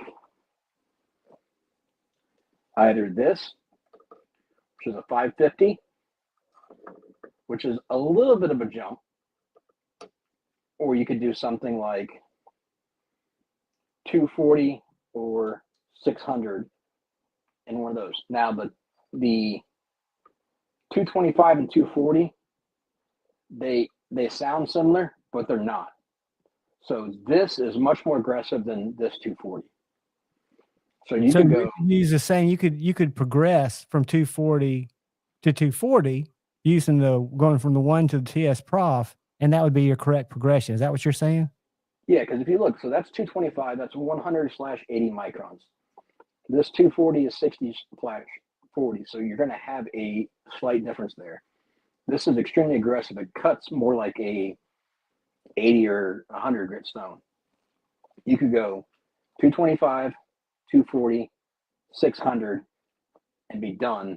Have toothy edges that this 600 grit will put on an edge that's toothy, but it's also shiny.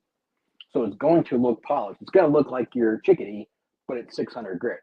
Gotcha. So it's going to be more toothy. It's hey, Ed, gentlemen, brother. Yeah, it's going to be toothy, but it's also going to be shiny. So people who will like that shine, you could do that. So you could do something like that setup right there. 225, 240, 600. That would cover 90% of your stones. And if you wanted to start moving forward, you could add polishing stones as you go. Down the road. Yeah. Did you say there were some killer deals going on this weekend? Yeah. Today, Tell me where to go and I'll pull it up. go to tsprof.us. I've got it right here saved. Hold on. tsprof.us.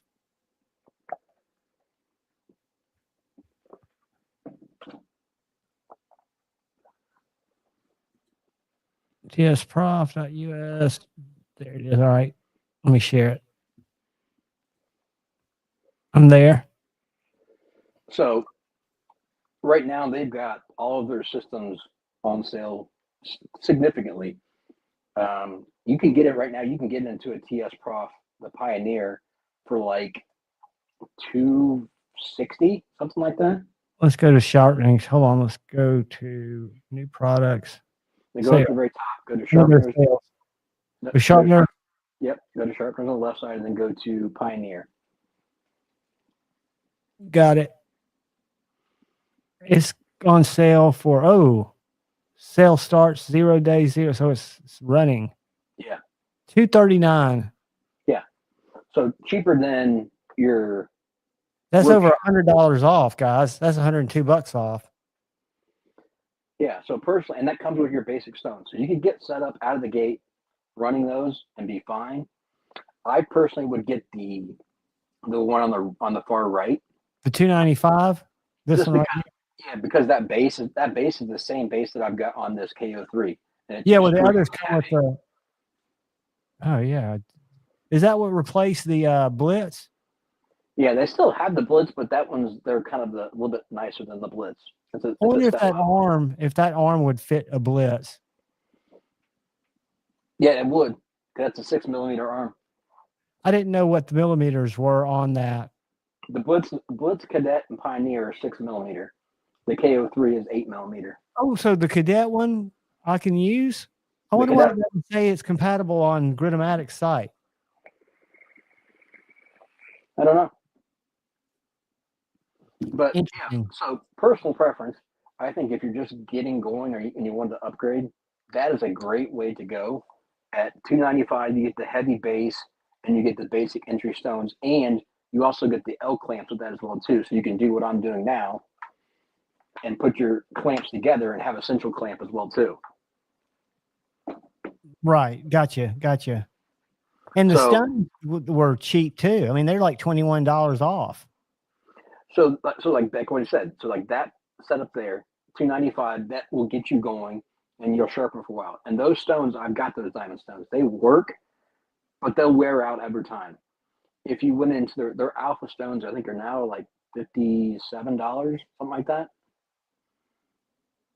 They got a Blitz Pro for $220, dude, in a wooden box. It was originally $400.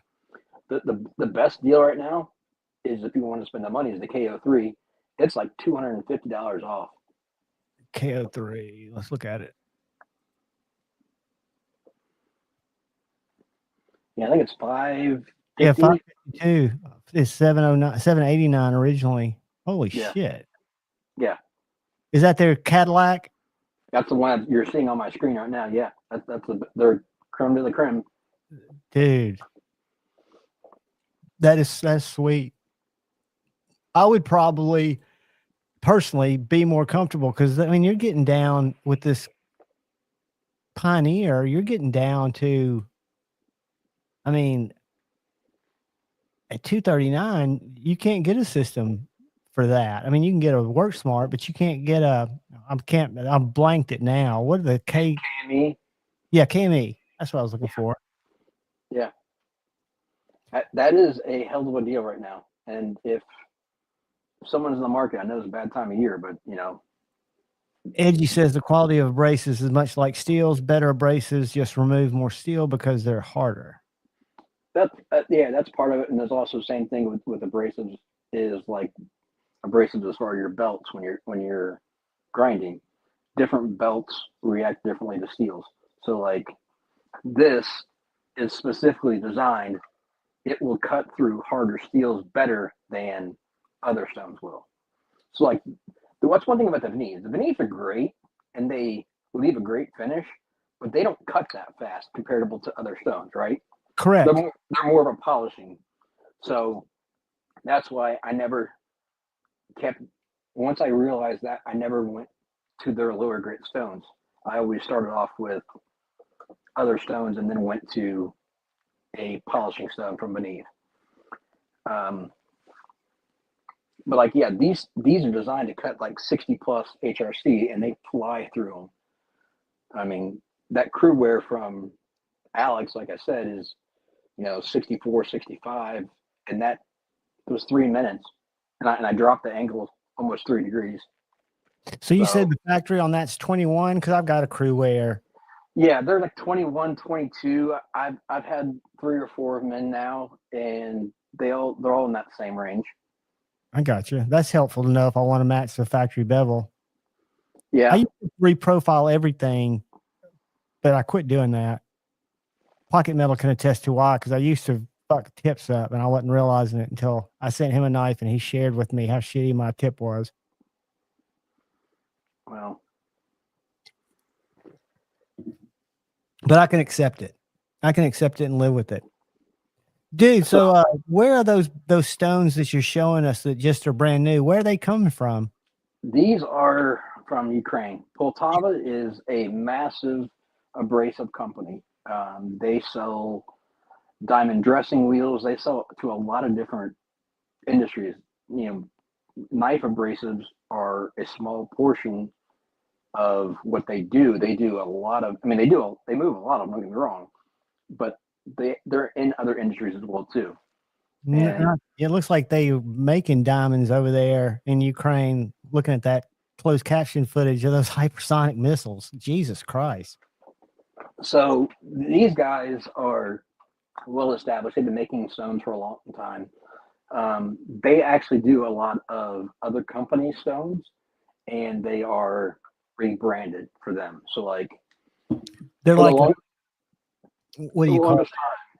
It's third party branding. So it's, so like for the longest time, Hapstone was selling like the Hapstone premium stones or the Hapstone start stones. Those are all made by Poltava and just branded for Hapstone, because Hapstone is a Ukrainian company over there, right? So it made more sense for them. They wanted to have their own individual line of branded stones, so they had Poltava make them for them. And that's why Hapstone. So okay. So this gets intricate. Hapstone is also a distributor for Gritomatic. So Gritomatic buys a lot of things from Hapstone. Okay. Right. Gritomatic is a Russian company, technically. Right. But they've got a physical location in Atlanta, right?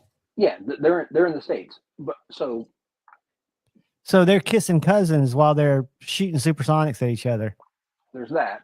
But so like Hapstone stopped carrying or was phasing out Veneves, because Veneves are Russian made, right? Right. Well, it wasn't necessarily being able to get them. It was because Hapstone was making stones for them. So why, in third party labeling, so why would they want to carry a competing stone when they can make more money off of their own things?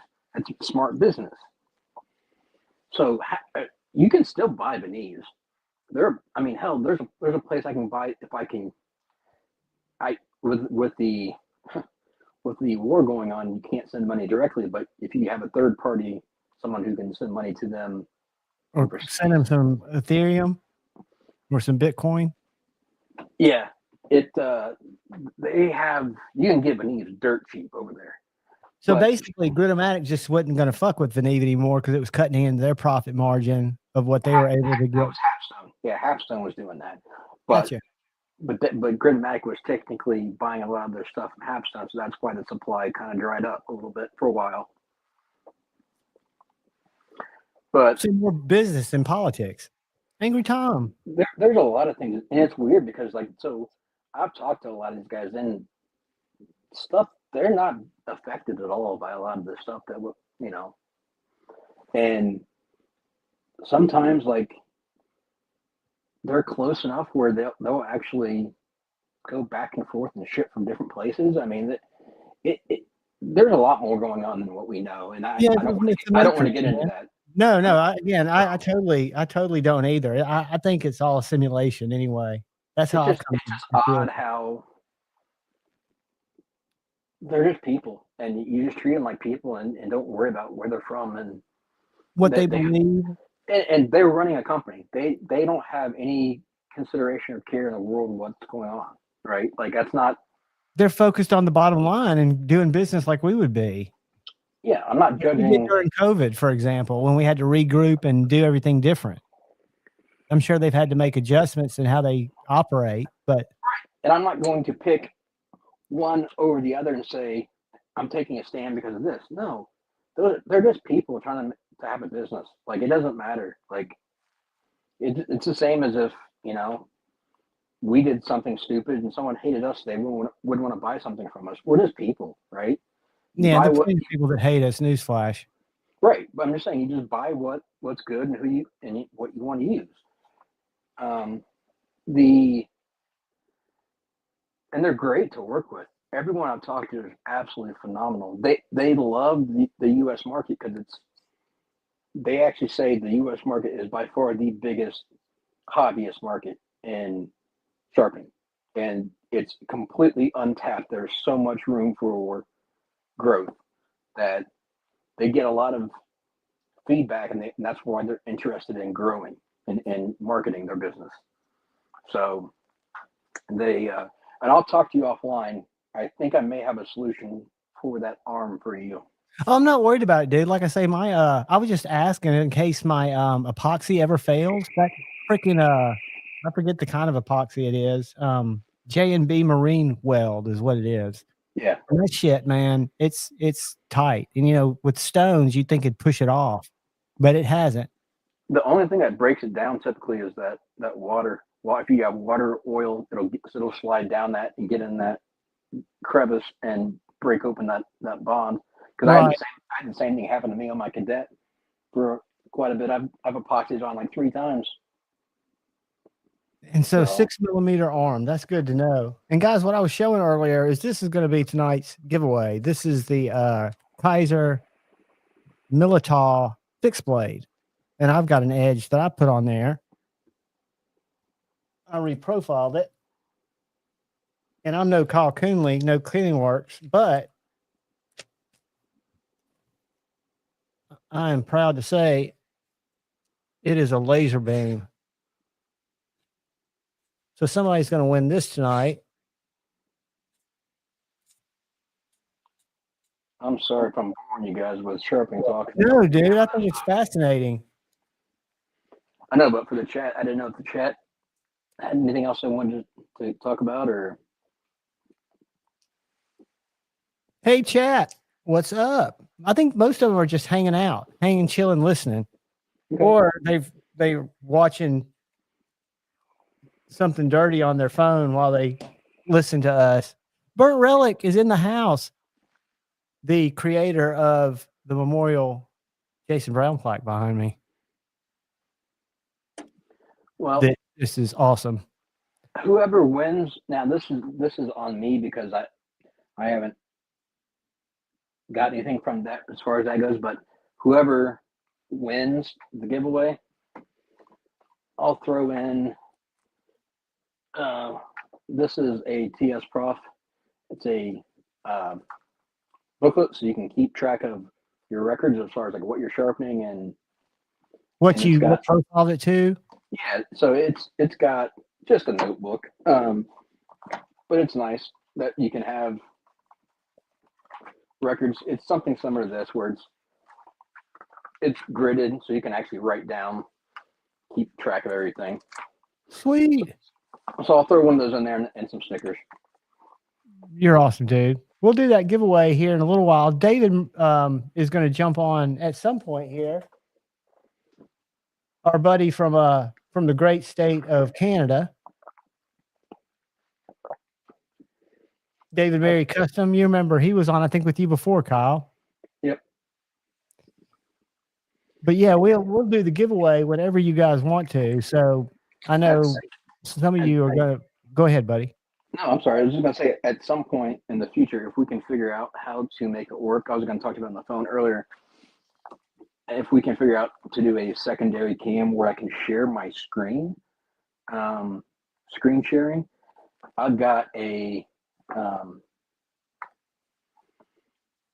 microscope. I've got a microscope that we can actually put on like my secondary screen and show the different scratch patterns.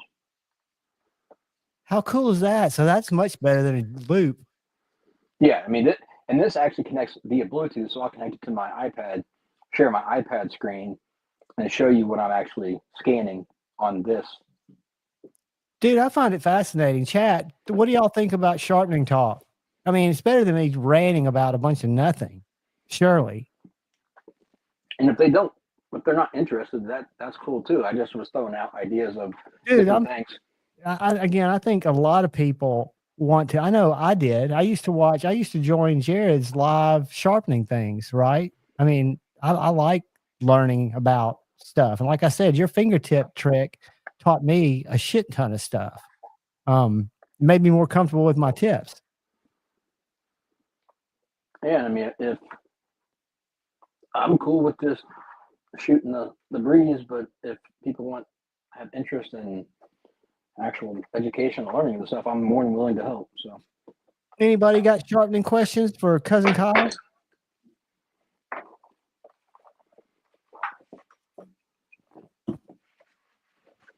By the way, if you've got a bunch of stones, these things are phenomenal. I got one of the little Gritomatic kits or cases. It's not as nice as that one. It's just a plastic case. Yeah, this is padded. It holds like 12 stones. It's super useful, handy. I've got these that hold. This is like 6 stones that hold strops. I've got one of these that holds 6 or 8, whatever, wooden one. And then I've also got this one that's full of other random, that holds like 10 or 12, another wooden one. Yeah, I've got probably 50. Mr. HQ, good morning. 50 plus stones in here now. Actually more than that, but I've got way too many stones. You can't have too many stones, especially if you're diving into it, because you're going to be, at some point, your knowledge, you're sharing it out, so you got to test that shit, right? Lord Needham, Kyle, show Lord Needham the fingertip trick. He said, what fingertip trick? I don't know if you can demonstrate that. I'm going to make you big again. Yeah, let me throw this in here real quick. Needham, what system are you running and everything on right now?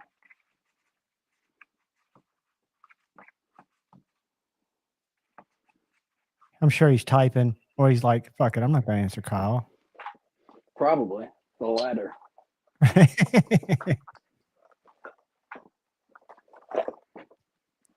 It's not as tricky as I made it sound, Lord Needham.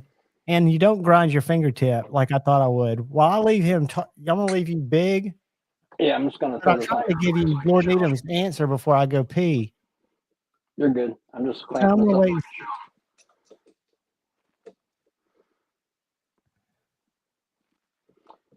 All right, so basic principle.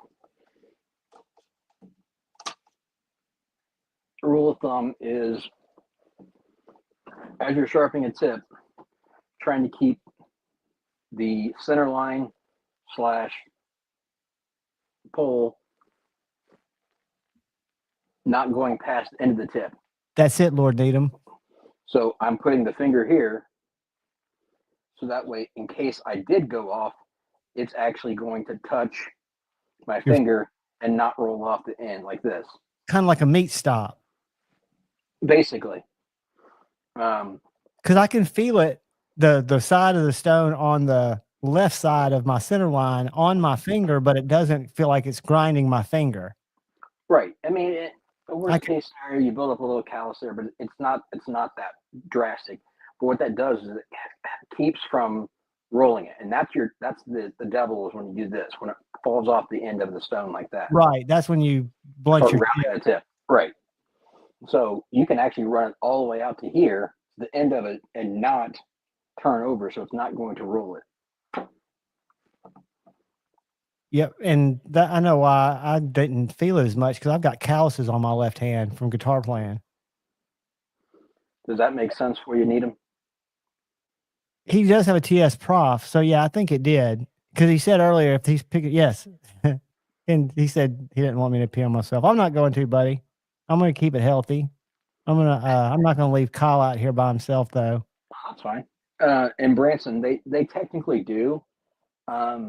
I just don't like to be bound by those. What I would say is you can actually create stops so that way I can't go too far. So like right now, that's set up so I can't go off the stone. That's as far as that'll reach, right? Yeah, because you got a stop set up on your little horizontal cross thing there. On the back part back here, right? So I've got Yep. one of those. Then I've also got this set up as well too. So that'll create a difference in length of pull. So like I can go from here to here in one stop. And you know you're not going to overextend because you're hitting your springs on each side. Yes, that's correct. Kyle, are you going to get the new quick clamps? That's Yes. Mark Parks. They are en route. I should have them any day now. Lord Needham, that's exactly what I thought. Lord Needham says, wow, that's so simple. How did I not think of that? It's what I fear the most. I was like, no brainer. I couldn't believe. And oddly enough, I'd never seen Jared share that trick. I wonder if he even knows about that or has tried it. I don't know, but that's something that I wouldn't say I learned the hard way because I always tried to practice stopping, but I'm like, how can I get that to be more consistent? I'm like, well, if I don't want that to go this way, what if I try this and it just works? I've just been doing it since then and telling people to do it since then. Josh, I will second that emotion. I've got on this chickadee, it's been well over a year and it's still just slicey as all. And everybody makes fun of my chickadee fetish, but y'all can screw yourselves. They're great little knives. I appreciate that. And are you seeing what it's cutting? What? This is not the thinnest knife. This coupon is just making confetti. Yeah. And that's not my, I mean, that was a good job, but that's not my A long best time one. ago, you said. Yeah, I've gotten better since then. Yeah, guys. Did those knives ever make it to you that I sent? I wouldn't expect they've made it yet. I just got them today. We got cut off on the phone earlier. I was going to tell you about that and some other stuff, but yeah. So those showed up tonight after I got back. Cool. And no rush on those, dude. Take your time. Do them whenever it suits you. No rush. Jeffrey Dawson, I just use a blowtorch to heat up my edge and get it softer so I can use regular Arkansas stones on any steel. I dunk it in the dirty sink water when I'm done to re-quench it. Was that before or after you do the dishes?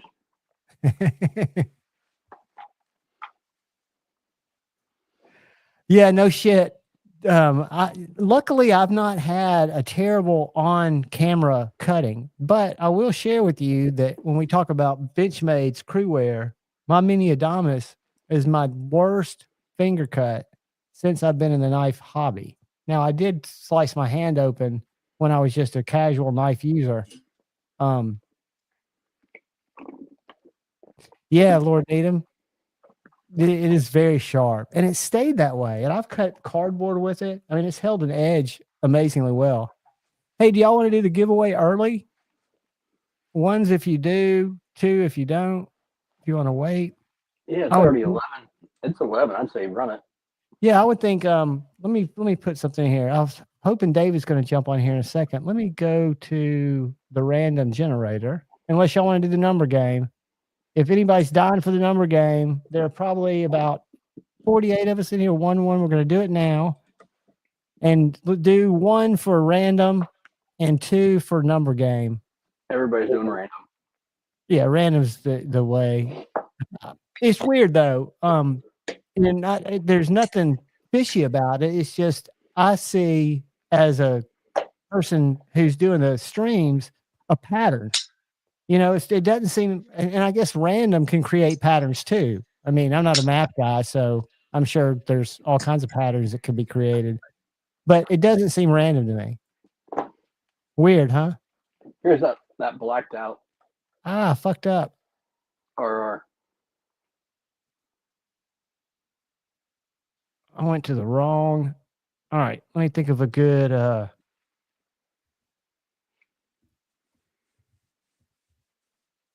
right, start collecting comments.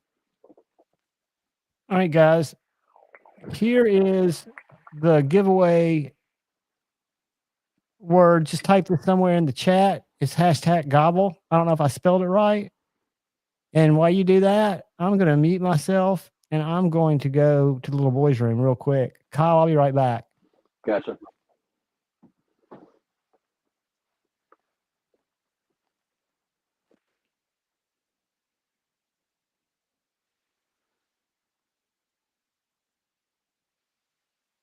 So besides regular Thanksgiving food, did anyone have anything odd or rare for Thanksgiving?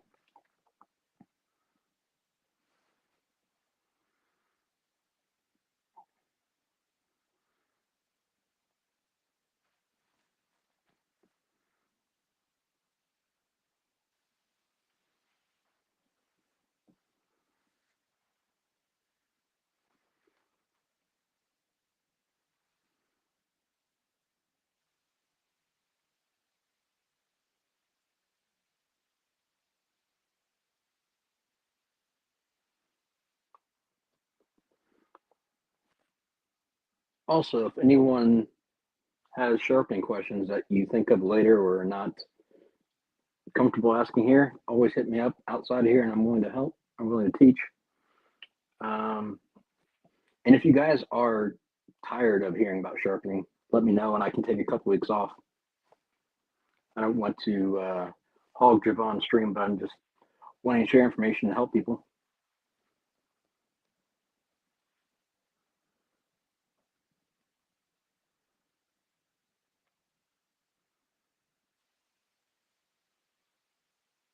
Sorry to hear that, Joe. Dawson, you're not much fun. Gotta live a little. Demon, I hear you. Same here. Branson, no problem, buddy.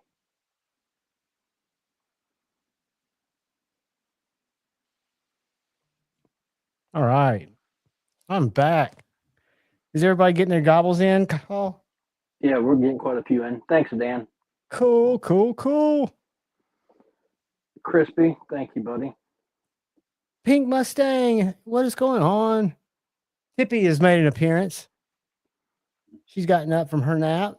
She wants to go out and kill shit, but I'm not going to let her go. All right, guys. Get your gobbles in there. Let's see how many people we got. We got 31 entries, and we have about 50 people in. So a bunch of you guys and gals put in hashtag gobble. It's for the Kaiser. Son of a bitch. And if you don't like the rainbow handle, these can be swapped out. You can buy inserts, micarta, G10, titanium, whatever. So we're at 32 entries. We're at 50 something, right around 50 viewers. So I'll give it, I'll give it about 60 seconds. So y'all put in your hashtag gobble, GOBBLE. I probably misspelled it, but you want to spell it like I did, just to make it easier for you. Put up some Edward Scissorhand cat. Let's put up our fucking soldier. Thanks, bud. Appreciate that. Yeah, did you get a chance to look at that little dagger by Joey Roman? I haven't even opened up the box yet. Oh, yeah, dude, that's a cool little knife. I took a picture of it stuck in I don't know if you saw my post. Let me show it to you on the ground. And I'm going to pull up David's knives because David has been making. I've shown you when he came on the stuff he did for Lucky Dog Knives, and then some stuff he did from New River Knives. But he's got some stuff that he's been doing just for David Mary Customs. Let's find this picture and share it with Kyle in the chat. So I'm going to stop sharing that for a second. And I'm going to share this. I don't know if you can see the screen, Kyle. Yeah. But this is about to be the little knife. Smooth G10 handles. So you can hold it with your thumb, pinching it to jab it into something. Or you can hold it like you would a normal blade, even though it's a chisel. It was a chisel to start with, but it was somebody put an edge on the back side of it, which is fine. I just didn't feel comfortable sharpening it since one side's flat and one side's thick. You know what I'm saying? Right. I'm opening the box as we speak, so I'll take a look at it. It's a cool little knife. It's A to Z's. My local buddy who has really helped me out with letting me check out knives because he buys crazy shit. All right, I'm gonna put the giveaway tool back up there. We are at 32 entries, so they're like 10 people, 20 people that haven't entered. You guys throw in your hashtag gobble. Where'd you go, kid?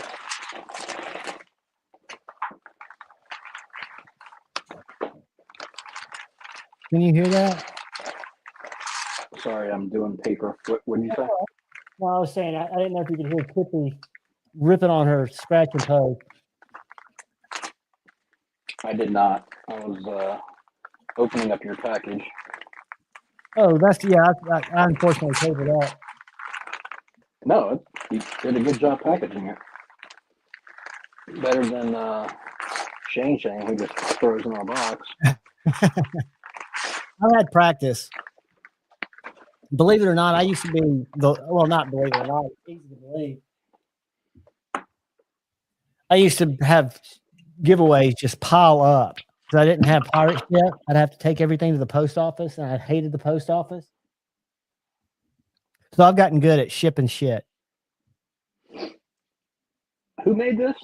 This little fixie? Joey Roman Jr. Okay. Yeah, I know Joey. Yeah, he makes cool shit, and that's a really unique piece. Yeah, so let me ask. Todd got in.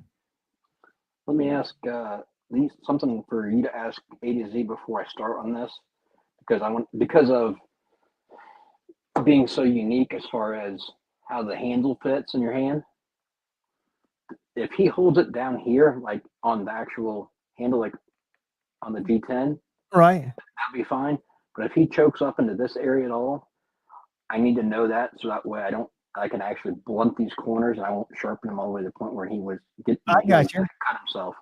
So if you ask him that, how he holds that, if he chokes up like this, or if he's down here, let me know because that way I can adjust how I sharpen that. Let's do this. I want to pause myself and I'm going to try to call him. Hold on.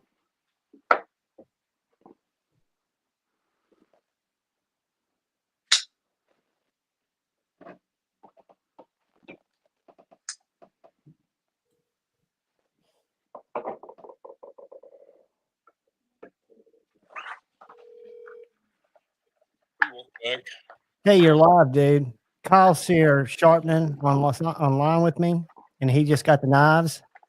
Yeah. He's got a question. He's asking, do you hold it flat on the scales, or do you ever choke up in the choils? Because if you choke up in the choils, he's going to blunt those corners going into the choil. Yeah, that's a good idea. I generally hold it flat on the scales, but what that's part of the reason is because of those corners on there. Did you hear that, Kyle? Yeah. So what I'll do is I'll shave the corners off so that way you can choke up on it. And he's going to shave the corners off so you can choke up on it, if that's okay. Yeah, that's fine. If that's what you want. It's whatever you prefer. Yeah, that's fine. All right. Cool, dude. Later. He said you can do that. If he said that's the reason he's been holding it up there because he's been Yeah, scared to choke up on it. Yeah, because you can definitely. I mean, as you see it getting in there, you can get your knuckle pretty close to that. So I'll just round that last 30 seconds, 6/4 of an inch off of there, and Whatever works for you, buddy. And That again, way- no rush on those. Because I'm in no rush. I took me forever to get them out. All right, guys. Let's see how many people we've got in our giveaway. We've got 36. I'm going to give it 30 seconds. Doug just got in. Good evening, Doug. So y'all drop in. Jeffrey got in for Crispy. Gobble for Crispy. 28, 27, 26, 25, 24, 23.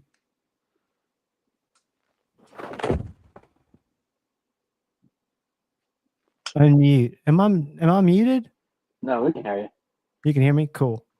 Loser. All right, guys. We're down to 15 seconds. 14, 13, 12. Good luck, everybody.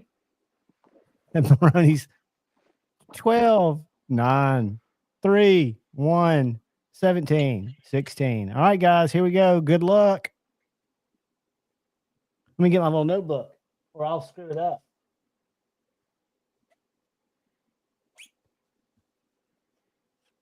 Demonock, the man, the myth, and the legend. Hell yeah! Demonock, congratulations, brother. I wish I would have known that 2 hours ago What is that? when I was on the phone with you when I was driving running errands. I was literally dropping something off at the post office for him. For Demonock? You could have slipped it in? Yeah. All right, let me put him in here. Demonock, I have just thrown my email in the chat, I think. Yep. I know I've got you in there, but shoot me an email with your address, my friend, Demonock. And if you send it to me tonight, I'll get it out to you tomorrow. Kaiser Militaw Fixie. Sweet. Congratulations, Demonock.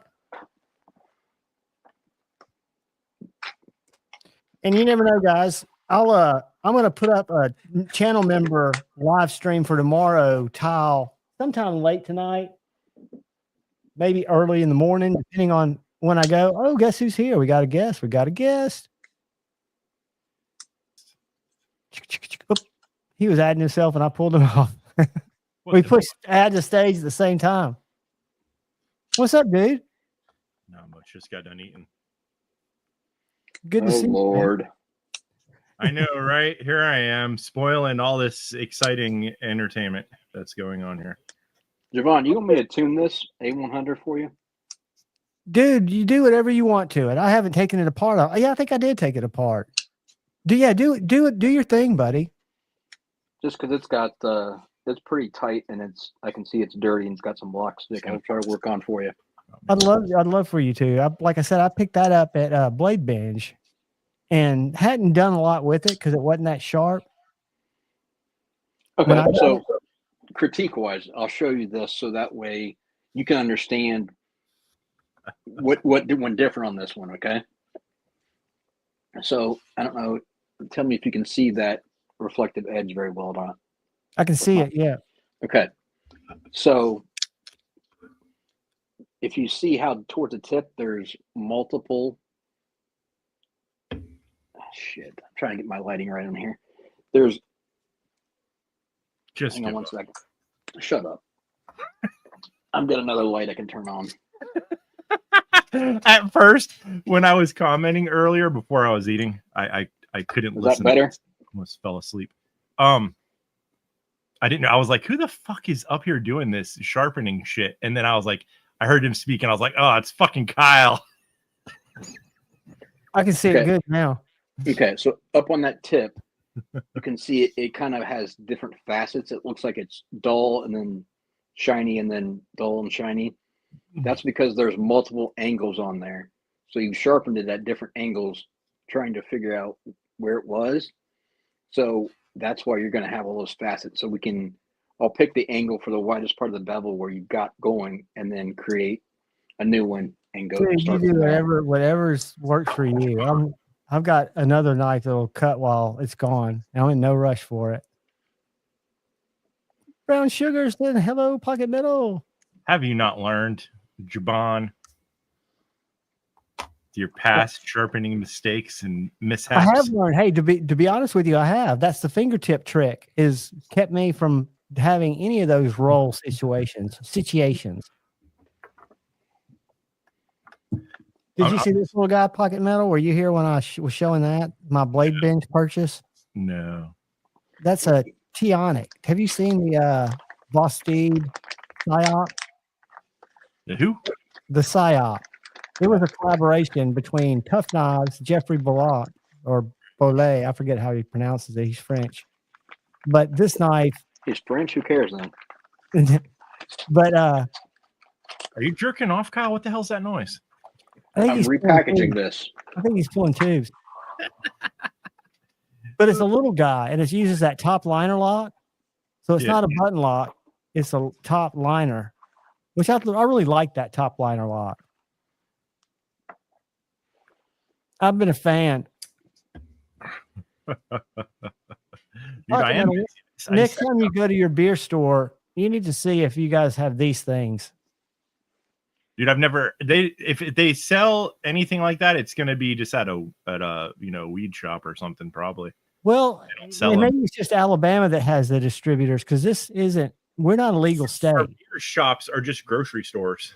So y'all don't have craft. See, we have grocery stores. You can get beer, and you can get the specialty beers at the grocery stores. But we also have stores that just sell beer. The last thing I bought was at the Safeway, so they don't really have. I get these at the gas station at the Sunoco. It's just one of their distributors that carries one of their alcoholic beverages, and they've got about. Have you ever heard of Jones Soda? Yeah. Okay. I'm a big fan of Jones Soda. So they got Jones H, and it's got like a little symbol GH soda. So it's the Jones Company. Has non-alcoholic. I got a wild blueberry the other night. They have green apple. They have root beer, cream soda, which I'd never get. But they're just basic sodas that are infused, but they were only 10 milligrams. These are 50. And they sell these in kits too. Yeah. Is the blueberry one called GHB for blueberry? No. I think that it has to, if it's, see, it's weird that they're selling THC products at a non-dispensary type situation. You know why? The Farm Bill. Google it. Alabama. The Farm Bill allows Delta 8, which is not the same, and then THC is legal in the state. So you can buy THC gummies, THC anything. You can't buy the you have to buy all that shit. Like they have drinks and stuff at those places. We've bought them, but you have to buy all that shit at dispensaries up here. Well, probably because and flower power, absolutely. And that's why, Alabama, what's so weird is we passed medical last year, and they're still fucking around with it's going to be such a vanilla bullshit.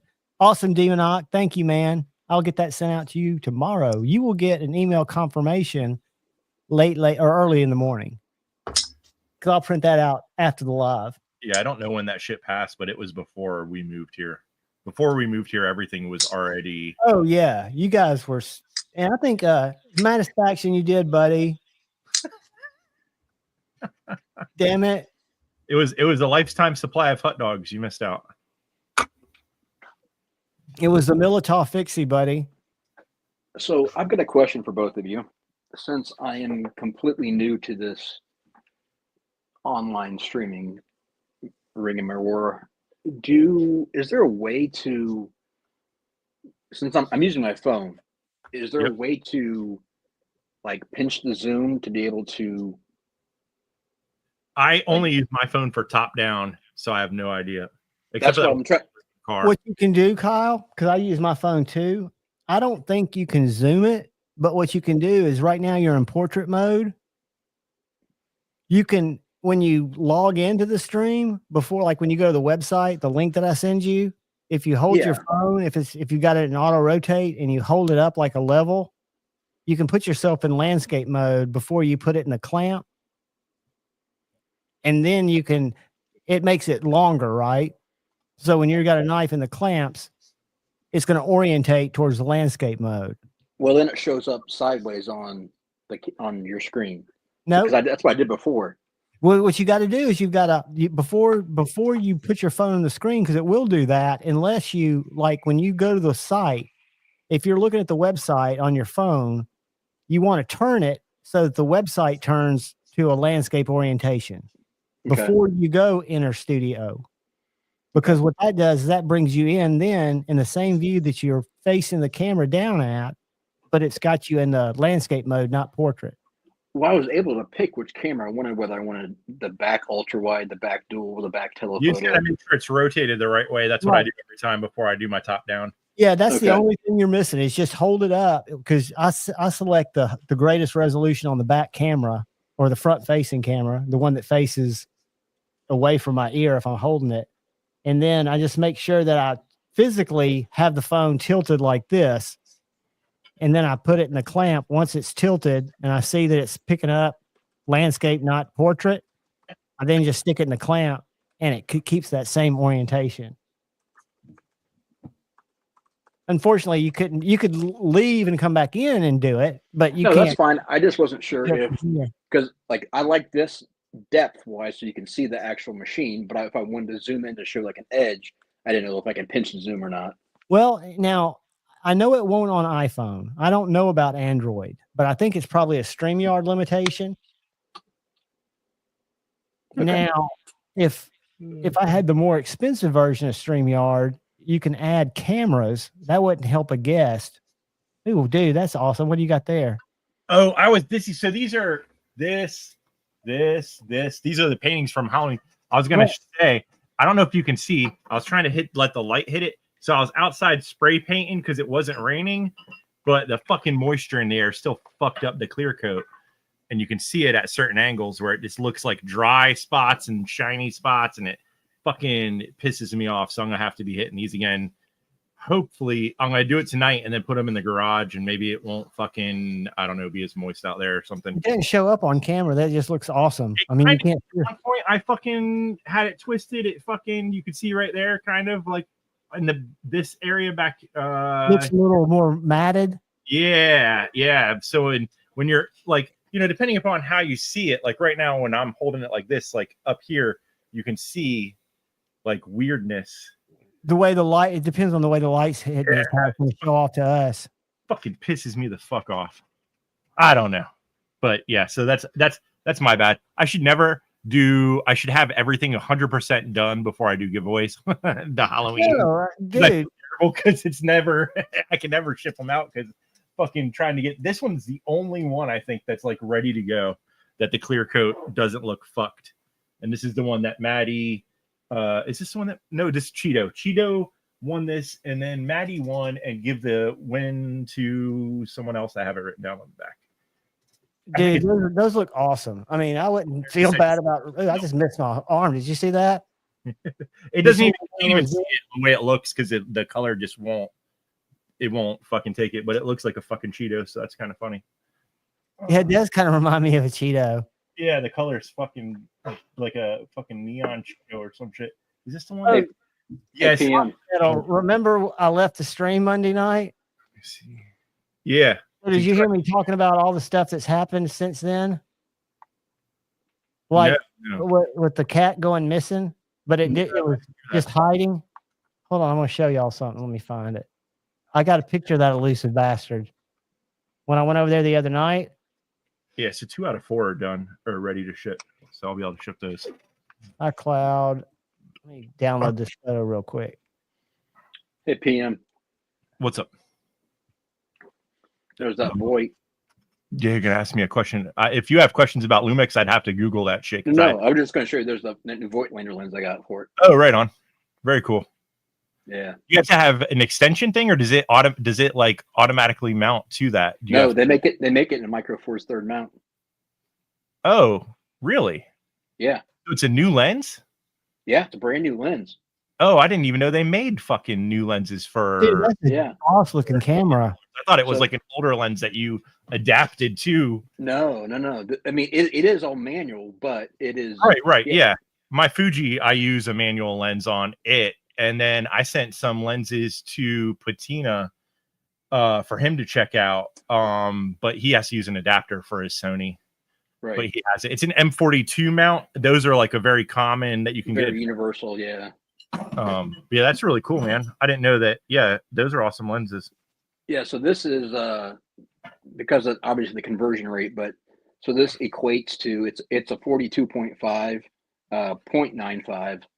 So it equates to an 85 millimeter full frame. Yeah.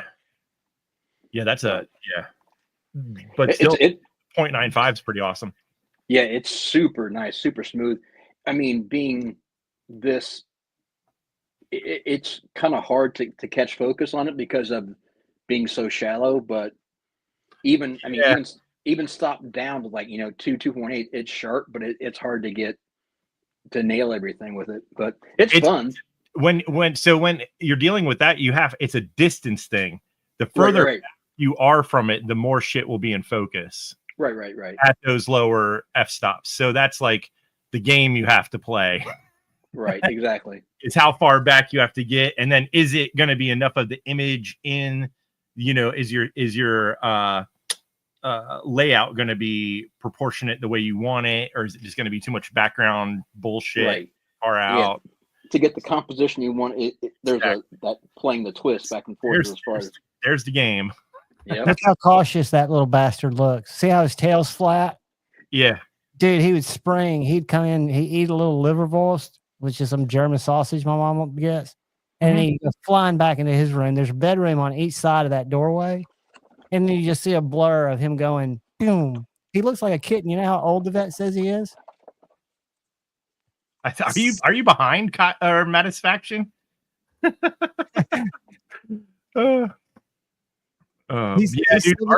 He's 7, dude. Our cats were never, well, that might be the thing because he's an older cat. He's timid, but our kittens were never timid. But man, they have no like issue with just wrecking shop. Like every 5 minutes, I'll be sitting here trying to work. I don't know what the fuck they knocked over earlier. Jumped up on the fucking entertainment center, was knocking the shit off by the stereo. They fucking they found out that the turntable, there's a button they can hit. Now there's not a record on there. So they hit the button and the arm comes down and turns the fucking turntable on, and my brand new needle's getting destroyed just fucking hitting a mat because they like to see the fucking thing spin. But they figured out how to hit the button on the fucking turntable. Well, this one knocked over Mom's computer monitor. Ron, congratulations, dude. The Sweeney, I had the full size and I traded it. I think I traded it with Brother Paul. I'm not sure. I can't remember. But it was just a little longer than what I carried. But I love the Sweeney. I think it's a great design. Dinosaur Possum. Hey, Javon, can I give a shout out real quick? You can do whatever you want to, brother. I just want to give a shout out to Matisfaction's family for putting up with this bullshit for all these years. Amen, brother. I was going, what the fuck is this? Like Arsenio Hall? Where the fuck is it they give shout outs to? I forget. Was that like old radio stations or something? Let me give a shout out to my boys. Like, shout out to all the girls at Skate Center, at the Carousel Skate Center. Yeah. Someone Darnell locked up in I'm gonna prison. spin it in with some Billy Squire. Smoke. Rolling in tonight, baby. Or some Billy Thorpe, Children of the Sun. You ever heard that song? Dude, I got copyright striked last, I guess it was Tuesday. What was I playing? Oh, that Prince. When I went and showed Guitar Gently Weeps, we were arguing about who is the greatest musician living. And even though Prince isn't alive, I count him as a living musician. I think he's underrated. Absolutely awesome. She is very patient, Matisfaction. Not underrated. He's won like Grammys and shit, right? Like, but I mean, I remember, and I know Eric Clapton's not the greatest, but they asked him in an interview. It's on YouTube. You know, what's it like to be the world's greatest guitarist, or thought of as the world's greatest guitarist? He goes, you'd have to ask Prince. Yeah, and that's an interview. I mean, because Prince, but I've seen him that night. We were watching him play piano, play drums, play bass. He tracked his first 2 albums all himself. Oh, really? Yeah. Oh yeah, his first and second album were just him playing every instrument on it. And there's a video of him at 11 years old. I didn't realize he was a child protege or whatever you call that. I say that word wrong. In Illinois, not Illinois, Michigan. You find that If Javon didn't count some of the people that are dead as alive, then like he'd have no one left. It's kind of my heirloom thing, right? Prince is definitely heirloom. I meant contemporary. I should say a contemporary artist. Like I'm sure. If I had a Prince, I'd definitely pass it down. So check this shit out. Let's see if I can get back on Prince, and then I don't know where it would go after that, kids. I don't want to get. Oh fuck! I don't want to get fucked with by YouTube. But all I have to do is go in and trim it out. So let me share this with you. So I don't know. Like yesterday was that holiday where people eat too much. April 1970. Minneapolis public schools educators went on strike. Bro. But his curiosity turned. What the fuck are you? I feel like he heard his voice. Are most of the kids in favor of the picketing? Yep. How come? I think they should get a better education too, and I think they should get some more money because they be working extra hours for us and all that stuff. That's a Little Prince. That's hilarious. That's his first on-camera interview. Shit. Dude, that's hilarious. He was fighting the people back then, man, fighting the power. I love it. That's true, Jeffrey. Roy Clark was an absolute badass. Jimi Hendrix was an absolute badass. And Jimi Hendrix didn't get to meet Prince. Well, he didn't get to meet a lot of people. He fucking died. Right. But I mean, and Roy Clark, I think Captain Obvious. For fuck's and sake. guys, I'm telling y'all, Billy Strings, y'all need to check him out if you haven't. If you like bluegrass or if you don't, that doesn't matter. You need to check out that dude's fucking playing. Amazing. And he does covers of almost anything. Have we gone down that road? Have I dragged you down that rabbit hole? About 15 times. Down what rabbit hole? What are you talking about? Billy Strings. Oh, gotcha. Yeah. Oh, look, it's Scotch Brite. Well, Scotch, I figured he's family in. You just didn't want to invite him. No, I did. I'll send him right now. Don't fucking lie. Hey, YouTube ad targeting's working. They're sending me Sharpening commercials. They're listening to me. All right. I don't think Billy will strike me.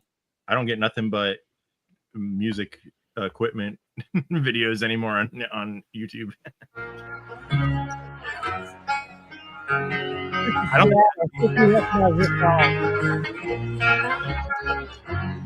So far, this is boring. Another love bone. Play Free Bird.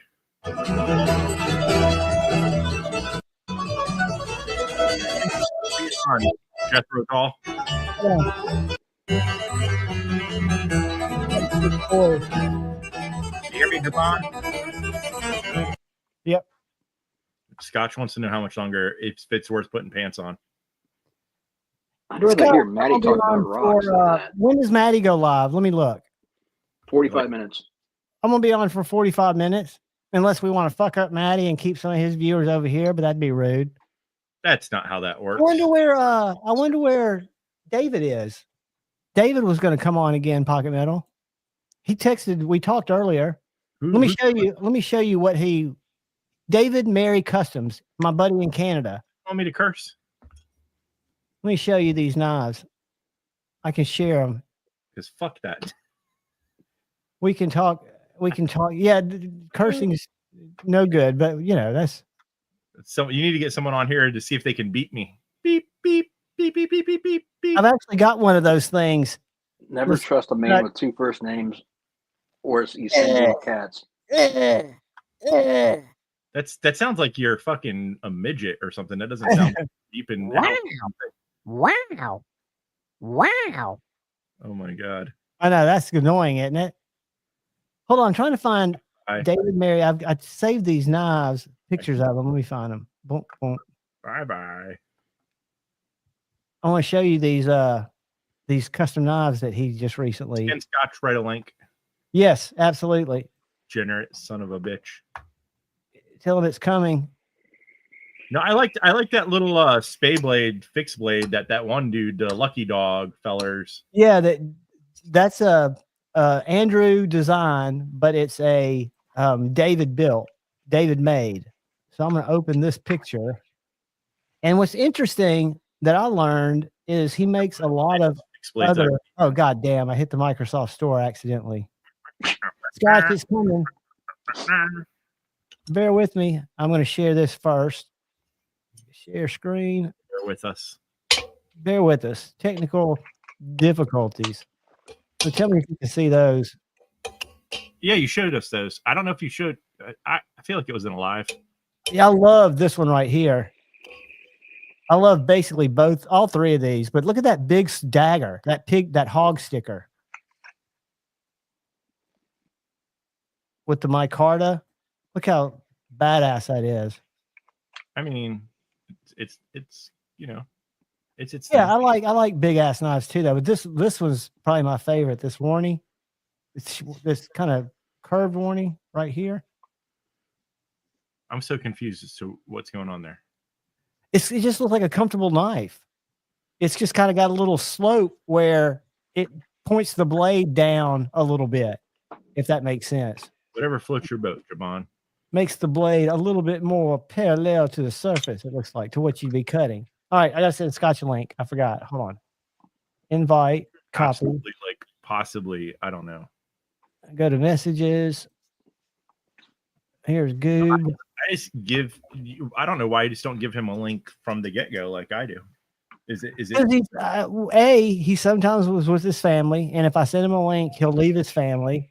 And I never know if he's in town or not. He's not going to leave his family to come talk No, with but you. he posted a picture of like post-Thanksgiving festivities.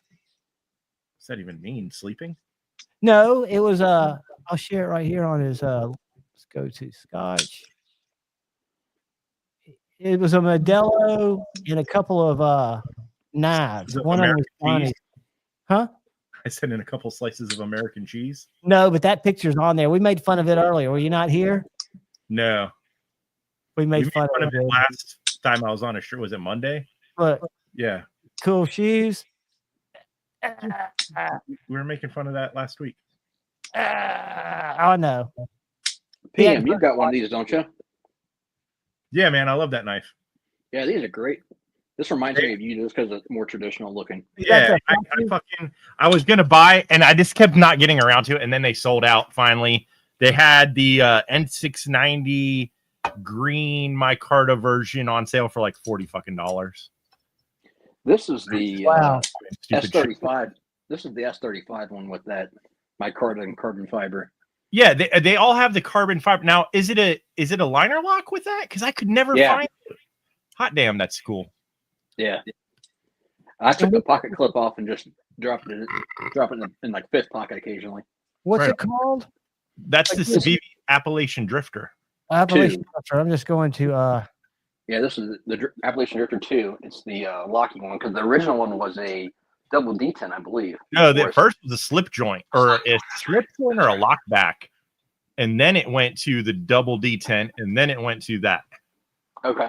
But they all look exactly the same. Ooh. Shape wise. And then they do different finishes. Joints, and they've got liner locks. Yes. Yeah. I have the liner lock. Kyle's got the one. Big Red had the one with mine. Amazon. Let's look at them together. The dark red. But see, the thing is you could get them for those are all the double D10 ones. That's double D10. Yeah. This one's not. No, that's not. But you could have had that for much cheaper at one point. Well, yeah, these were. I mean, this is the S35. And I think this one retailed for like $95. They were all like, because I had a Damascus one as well, and it said it retailed for that, but I think I got it for like around 60 something. Yeah. But, you know. I'm surprised they don't. It's a great little, and talk about a thin little fucking edge on a knife. Yeah, it's super slicey.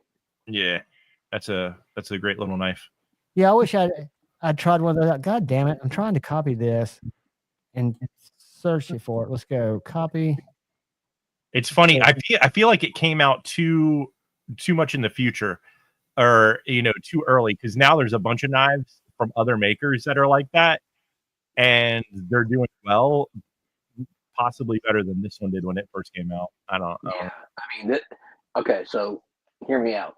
I know it's a Civivi, but it's S35 liner lock, top flipper, good small size, and decent materials. I mean, you can flick off that, but this could have been your budget Jack Wolf. Oh, for sure. These came out before Jack Wolf, and I think it's way better. And it's the same. It's like the same as like a budget Pena. You know what I mean? It's like the same idea as those knives. Yep. But And Civivi does it so good. Oh yeah. Maddie shared a link. I got to go find it. Hold on. You go over here. Go Javon. Maddie, do you say you hate Nirvana? That's just weird. That's just rude.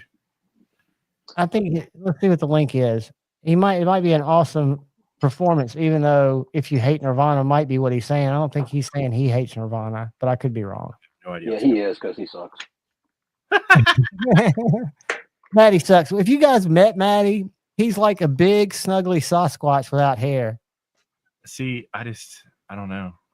Here we go. But he also loves Pink Floyd, so he double sucks. I like Pink Floyd. I like Pink Floyd a lot, but I also like, Pink Floyd's all right, but they're not the greatest band ever. Pink Floyd is awesome. Shut your mouth. Pink Floyd is awesome. Fucking awesome. Is awesome. Here we go. Let's see what that Satisfaction link is. Boom. Yeah. What's up, guys? What's up, Scotty? Where's Maddie's link? What? Here, I'm gonna just bore y'all real quick. Hold on. What have you been doing for the last 3 hours? Me? Watching a football game. No, are you a Floyd fan? I said, what has he been doing for the last 3 hours? Scotch, are you a Floyd fan? Am I a what? Pink Floyd fan. Fuck yeah. All right, check this out. You might not like it, but check this. Look at this. Opens tuning. I really tried talking my wife into going to see David Gilmour in New York, but David Gilmour by himself.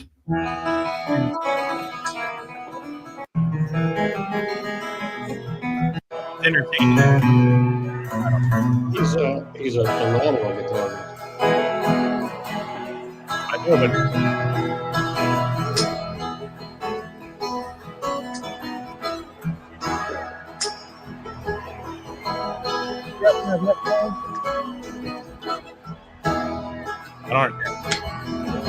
This is good. Fearless.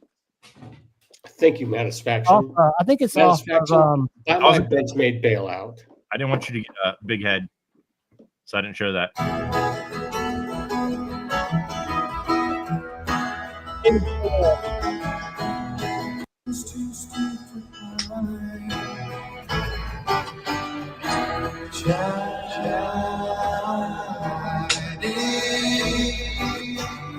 You say you'd like to see me try. Okay. He kills some Pink Floyd, but that's what's cool about him is he's Maddie bluegrass, but he's not bluegrass. It is literally brand new. I carried it in my pocket once. There might be a tiny little mark on the clip. I can't even see it. $200. I paid $270. It's a great knife. I should probably keep it. Because I just bought another Benchmade yesterday for no reason. And this is probably my favorite Benchmade, but I just don't carry it. Which one's that? The 10th bailout. And that's you got the aluminum one, right? Yeah. And I bought you guys hear it here first. I bought a bug out last night.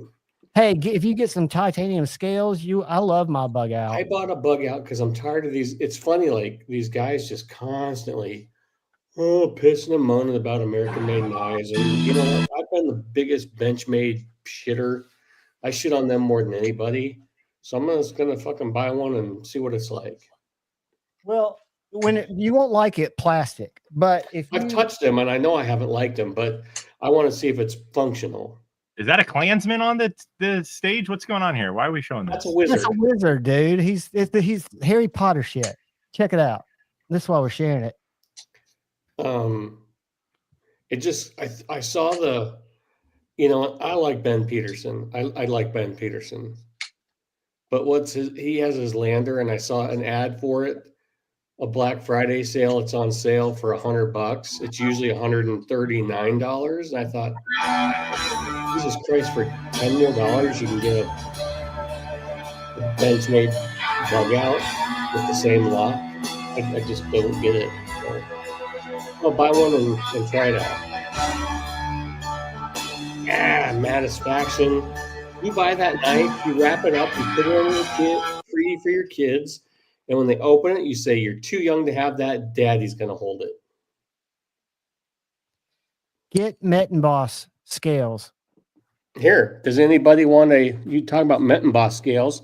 Does anybody need a Hinderer 3.5-inch Bowie non-flipper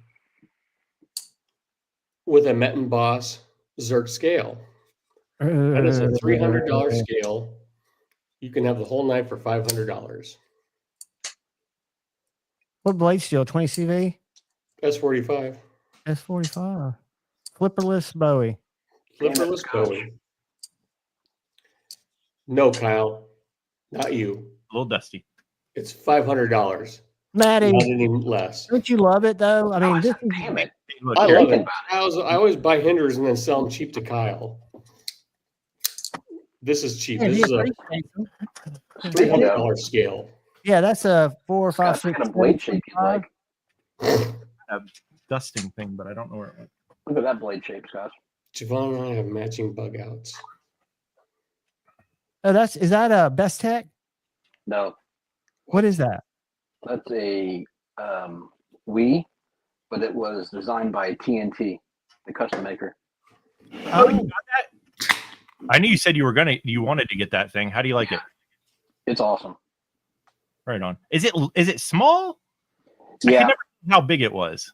Yeah, I mean it's. Oh yeah, it is a little guy, isn't it? Sometimes it depends, yeah, for I monthly don't know how big it payments. is, but it just makes it look small.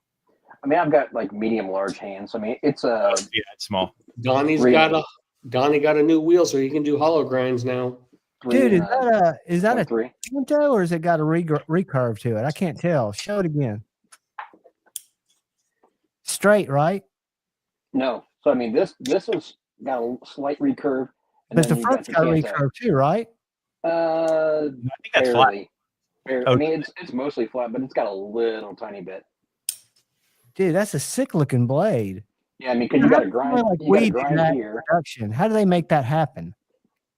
I mean, Donnie, I know would have to work on that forever. How does a machine shop crank CNC those water out? jet. And WaterJet will cut the bevels? I can do monthly payments. Yeah, you can do that. What are you selling? Well, you got to make the payments, unlike another YouTuber who didn't make the fucking payments. 9 months later. Feel free to call out names, man. We can get into some fucking drama before the end of the show. And then pretend like you forgot you had the fucking knife. Ruh-roh. Oh, shots fired, biatch. Speaking of, I know who all the parties are in your the thing that Metal shut down, that Alice chick. She screwed a dude over from the Philippines in Blade Show. He sent her 10. A recent scam. And I know the guy. I've done deals with. He's very well known in the Chavez group. Huh? What? I was saying, hey to Carco. Go ahead. I'm sorry. Oh, that chick. Go back to Alice. talking about what happened. Did he send people over from the Philippines? For a dude, and she was supposed to be his proxy at Blade Show Atlanta, and she kept the money. And he was in Didn't send Nashville. him any knives. So, how's that chick still in the community? She's not, because she's been outed by a lot of people. I mean, was it 2 weeks ago we were talking about it? I thought Kyle knows. I bitched about her last year. Kyle set up that thing for Bluminati. Yeah. God damn, she was fucking annoying in there. She wanted to make it about herself. It was like, have them open it on camera live. I was like, no. Like, his mom passed. This is supposed to make him feel better. Make him feel better, and you want to fucking embarrass him, like, or put him in a situation that could be hard for him. And then I bounced after that. I was done with that group. And that's why I do not donate fucking money to anybody. So don't ask any more people. Sorry, I don't mean to sound like a heartless bastard, but fuck you guys. That was a lot of work. I get so many. You know how annoying it is. God, I'm not running that group. Childhood cancer. Scotch, that's what gets my money. We heard you bitch about this last time. I know. I'm sorry. I just had to go off again because that chick reminded me of it. How come no one's noticed the fact that I changed Javon's name to Javon Eats Ass? Come on, what the fuck is wrong with you? Dude, it's true. I don't pay attention to shit like that. It's true. Given. I'm so comfortable in my fucking sexuality. You can put whatever you want to up there. Yeah, Maddie. That's what the drama was because they bought that fucking Demko for $10.5 grand. So they were rolling with that kind of cash. That's just about the amount of money I heard they owed somebody. Yeah, she owed the dude. I mean, it's public knowledge. His name's Am Beam. He is a high-end collector. I don't know how he decided to give her 10 grand so she could be his proxy. But yeah. That's the funniest thing to ask me. Do you guys want to hear about another rant? Sure. I woke up today. USPS. Hey, it's fuck that guy Friday. So go ahead. If you guarantee, if you were given money and you were guaranteed to have something here Wednesday, yeah, it should be here Wednesday, not Saturday. It's a holiday though, so they tell you something and then they lie about it because the holiday. It's supposed to be here Wednesday before the holiday. I get you, but they always talking about government workers. Honestly, Black Friday before and after has been my worst experience of having knives wait forever and say they're going to be delivered on this day and come 10, 12 days later. Because everywhere gets jammed up before and after. And with this week, Amazon's been live with their Black Friday shit since when, Pocket Metal? Fucking last week? Yeah. So they shit. 5-door angry Scotch. Yeah. I like to rant. I like to get a couple still in here? I want Edgy to come in and talk about why he was putting time out. I want to find out from Edgy why he was putting time out in Tri-States Live.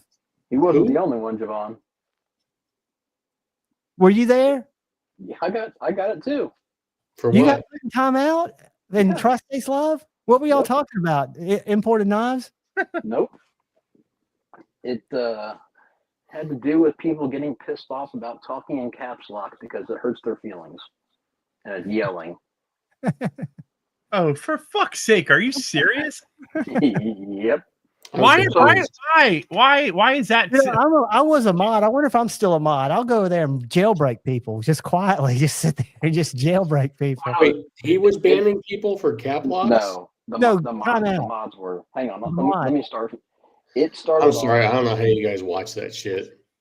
It started. I don't ever go in there hardly that often anymore. I mean, I don't hate the guy. I don't hate him. I have a hard time watching adults call. I have a hard time seeing adults call him daddy and his wife mommy. It's fucking sickening. You guys. Who says I don't that? fucking care. If you call that dude mommy or daddy, you should get your fucking head looked at. I've never heard that. I haven't been in there. Hobby, and you guys are calling some other dude mommy and daddy to get attention. If that hurts your feelings, it goes back. We all know that the only people you call moms is on your mom's house. Mm-hmm. All right. So what it ends up being, it goes back to when Shane had the argument / whatever. Metal Complex. Correct. About Nicole. So then the people and the mods in there got pissy and they hated Shane, so they were tying him out. They were going in there. See the irony of that whole thing, that the comment was on Instagram No, I know, but they talk shit in the Discord. They do everything, but they just so he's gone in there before and they've timed him out for Gary. super chats. The Last Ranger. It's weird that he's. I love Gary. He's hilarious. Gary's my dad. So how does that work? So they've actually timed him out with so his super chats don't even show up. And he went in there and he was trying to be polite and someone started something and he was typing in caps and then someone timed him out and then so I kind of hopped on the bandwagon and was instigating a little bit and typing in caps and no, not Kyle. Yeah, I mean, and then, you got to lean into it, brother. Then it got a little heated and a couple things were said and I probably deserve to be timed out, but the original premise of it is just ignorant as shit. It's internet. Why are we getting so pissy about how someone's typing? I mean, like, really? I mean, I'm not going to say that I haven't timed out people for certain things, but not over caps locks. No, you talking about other stupid shit. Little funny songs that on the drama channels that I watch that all they do is they critique each other's shows, and they've got Gary, according to some people here that watch that Jagweed, they like to be called mommy and daddy on tri-states. I have no problem with Cole or Kara. I think Kara's definitely Cole outkicked his coverage, and she's the better half. But I had a great time with him at the Late Show. I don't agree with a lot of the shit that's transpired, but it's not my place. The one thing I agree with Metal Complex was it's nobody's business to tell somebody how to run their channel. You can just choose to watch it. And you know what? You guys as a knife community, you're hypocrites. No one will buy this knife. It's brand new. I've never even put it in my pocket. Everybody's already got one, dude. Buy this shitty knife. For it. Buy that shitty knife.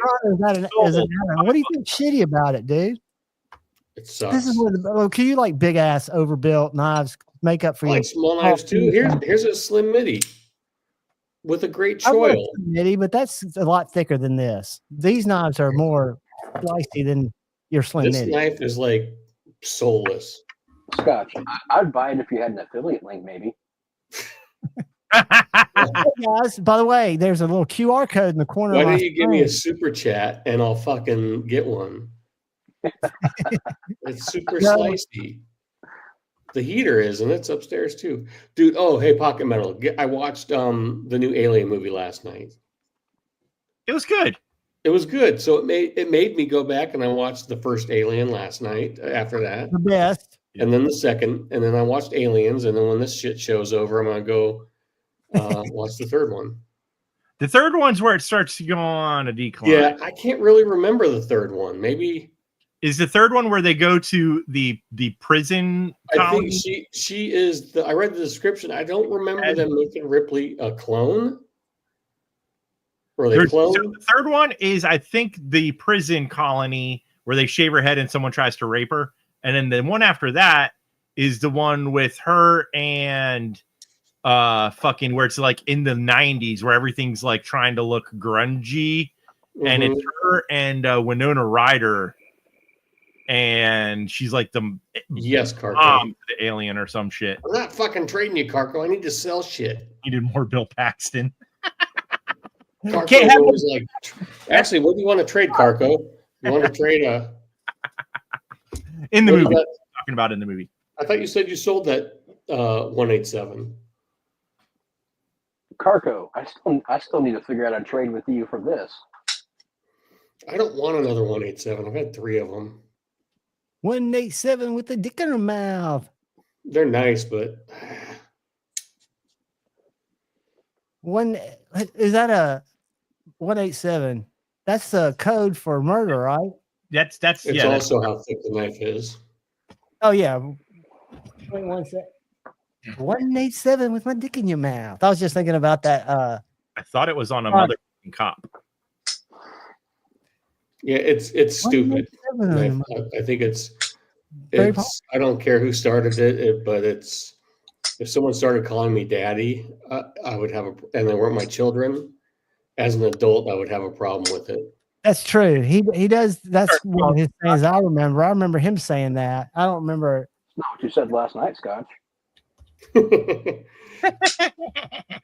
Yeah, absolutely. Is that when you were in my mouth? Yeah. Yeah, but see, it's not on me because what? of your mouth. What? You said he was in your mouth. That's so great. Scotch is a little Kyle. Y'all are terrible. He's the one who said, listen, I'm just, acting out what was going on. I also Kyle's not showing his face because if he does, there's like a bunch of police, state, districts and departments. I can't even see you guys. There that guy is. Fuck. All right, let's see. 13 minutes till said faction. That show sucks, I heard. We got to bail though to let people get ready for Maddie, it. I'm not going to make it because I gotta go crush 2 more Alien movies tonight. Knife Nut. Who you I will talking about? send this to you, Demonaut, and I'll send it to you tonight. Kyle, do you have any You party? say who's your daddy? It's just weird when you're calling. Also, it's like dude and his wife, mommy. And they're not saying who's your daddy. They're calling him whatever hey you daddy, want. hey mommy. Like I don't watch saying, the show, but I'm still gonna not give a fuck. That's not how they're saying it. They're saying it in a weird way, like just get attention. Like, hey mom, hi dad, tell mommy hi. What's mommy doing, dad? It's fucking weird. Adults shouldn't act like that. When were Dudes you who are doing like that? They're after this. They're in like fucking weird chat rooms watching weird shit that they probably shouldn't. Waiting for Chris Hansen to walk in. I can tell you from somebody who watches crazy drama shit, that always blows up on you. You know what they call it? They call that the turn. You know what the turn is? When your audience makes like the most turn. of these people are dudes in here. Imagine your wife walks in and sees you calling some dude with a mustache and a voice changer daddy and his wife mommy. She's gonna fucking choke you out, take the kids and the house. That's not how fucking adults act. I'm sorry. You can unsubscribe from Javon. From Javon. From hey, all good. If I'm hurting your feelings, you need to look at your life. You need to go. Why am I calling that skinny dude with a mustache daddy? We switch places. What's going on here? What? You telling people off? Oh, I'm sorry. Get a couple pops, and I mean, come on. I'm almost tired of being like. It's funny because like we keep knife community. We're all knife community, and then you got to sit there. Here we are, but you have to think about it. Some of these guys are just trying to make money off of you. Shots fired. It's just fucking weird.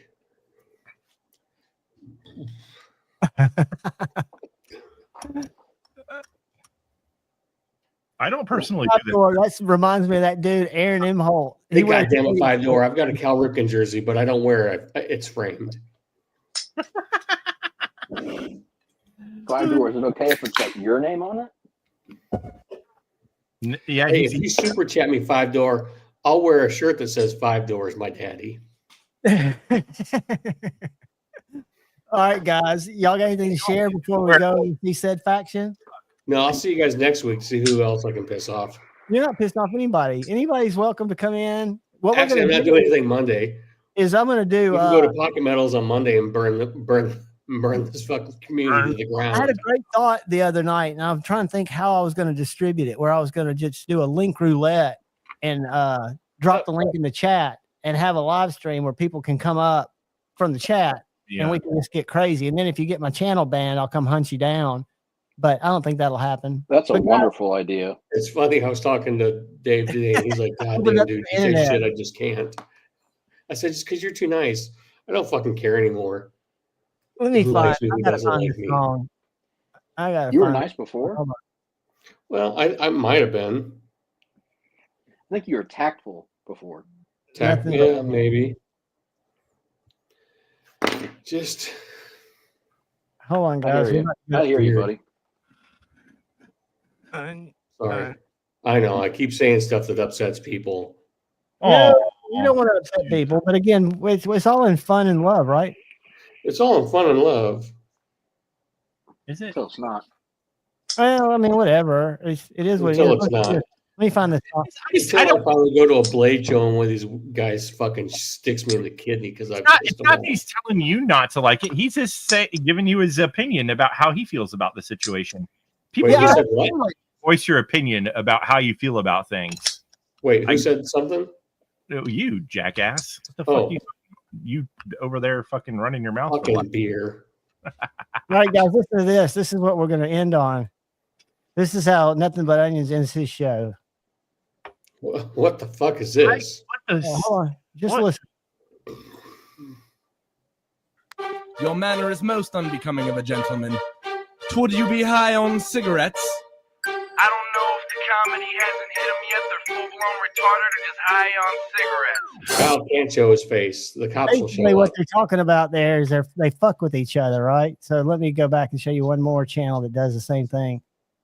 Last Ranger wants to see your face, Kyle, so he has something to jerk it to. Wouldn't it be funny if Kyle was just really Javon? It's just Javon's alter ego. It's another screen. It's exactly what it is. Mm-hmm.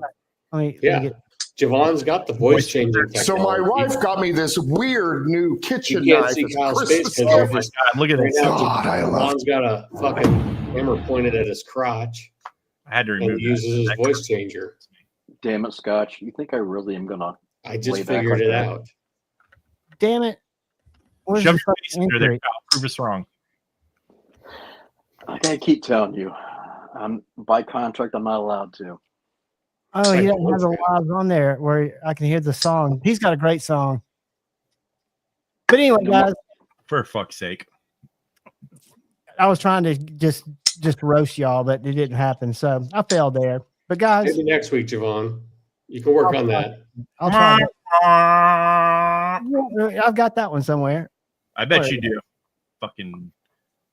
I don't have it close though, but I do have my. Later, guys.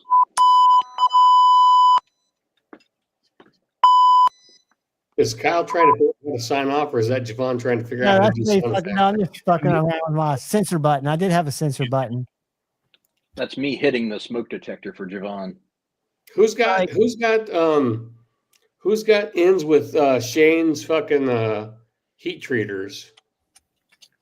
That's Brian, right? Brian and Super Steel Steve are both fucking ghosts. They've got his product and they're ghosting him. So if you got an end, fucking hit those.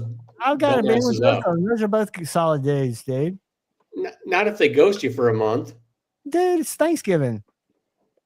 A month ago, it wasn't. Shane. Thanksgiving is a one-day holiday about eating food. Shane and Super Steel Steve live about 2 hours away from each other, 3 maybe. Yeah, So so Shane can don't go fucking fix say you can that. do something for someone if you can't do it.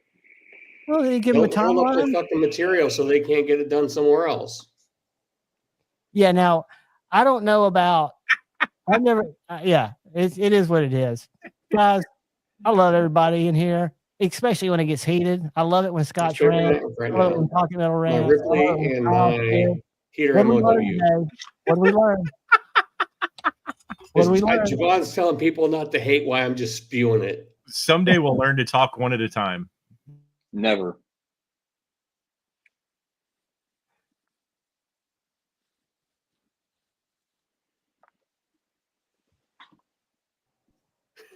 Are you guys backstage? Yeah. God damn Fuck it. you, yeah. Fuck, Who taught Javon how to mute people? fuck y'all, Giovanni. Giovanni eats so much ass. Giovanni eats all the ass. Can you hear me? So much ass. Yeah, we can hear you, man. Oh, Giovanni did the live end or did I get booted? Giovanni eats so much ass. Giovanni eats all that ass. Eat all that ass. All that ass.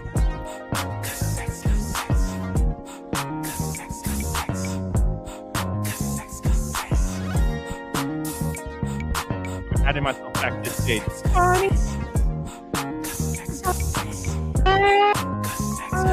Love sex is the only thing that matter nowadays. If you looking for something that's a platter nowadays, everybody BBL as it's fatter nowadays. there? But it is a Friday, that don't matter these days. I got a strong addiction. Uncle tried to tell me to run.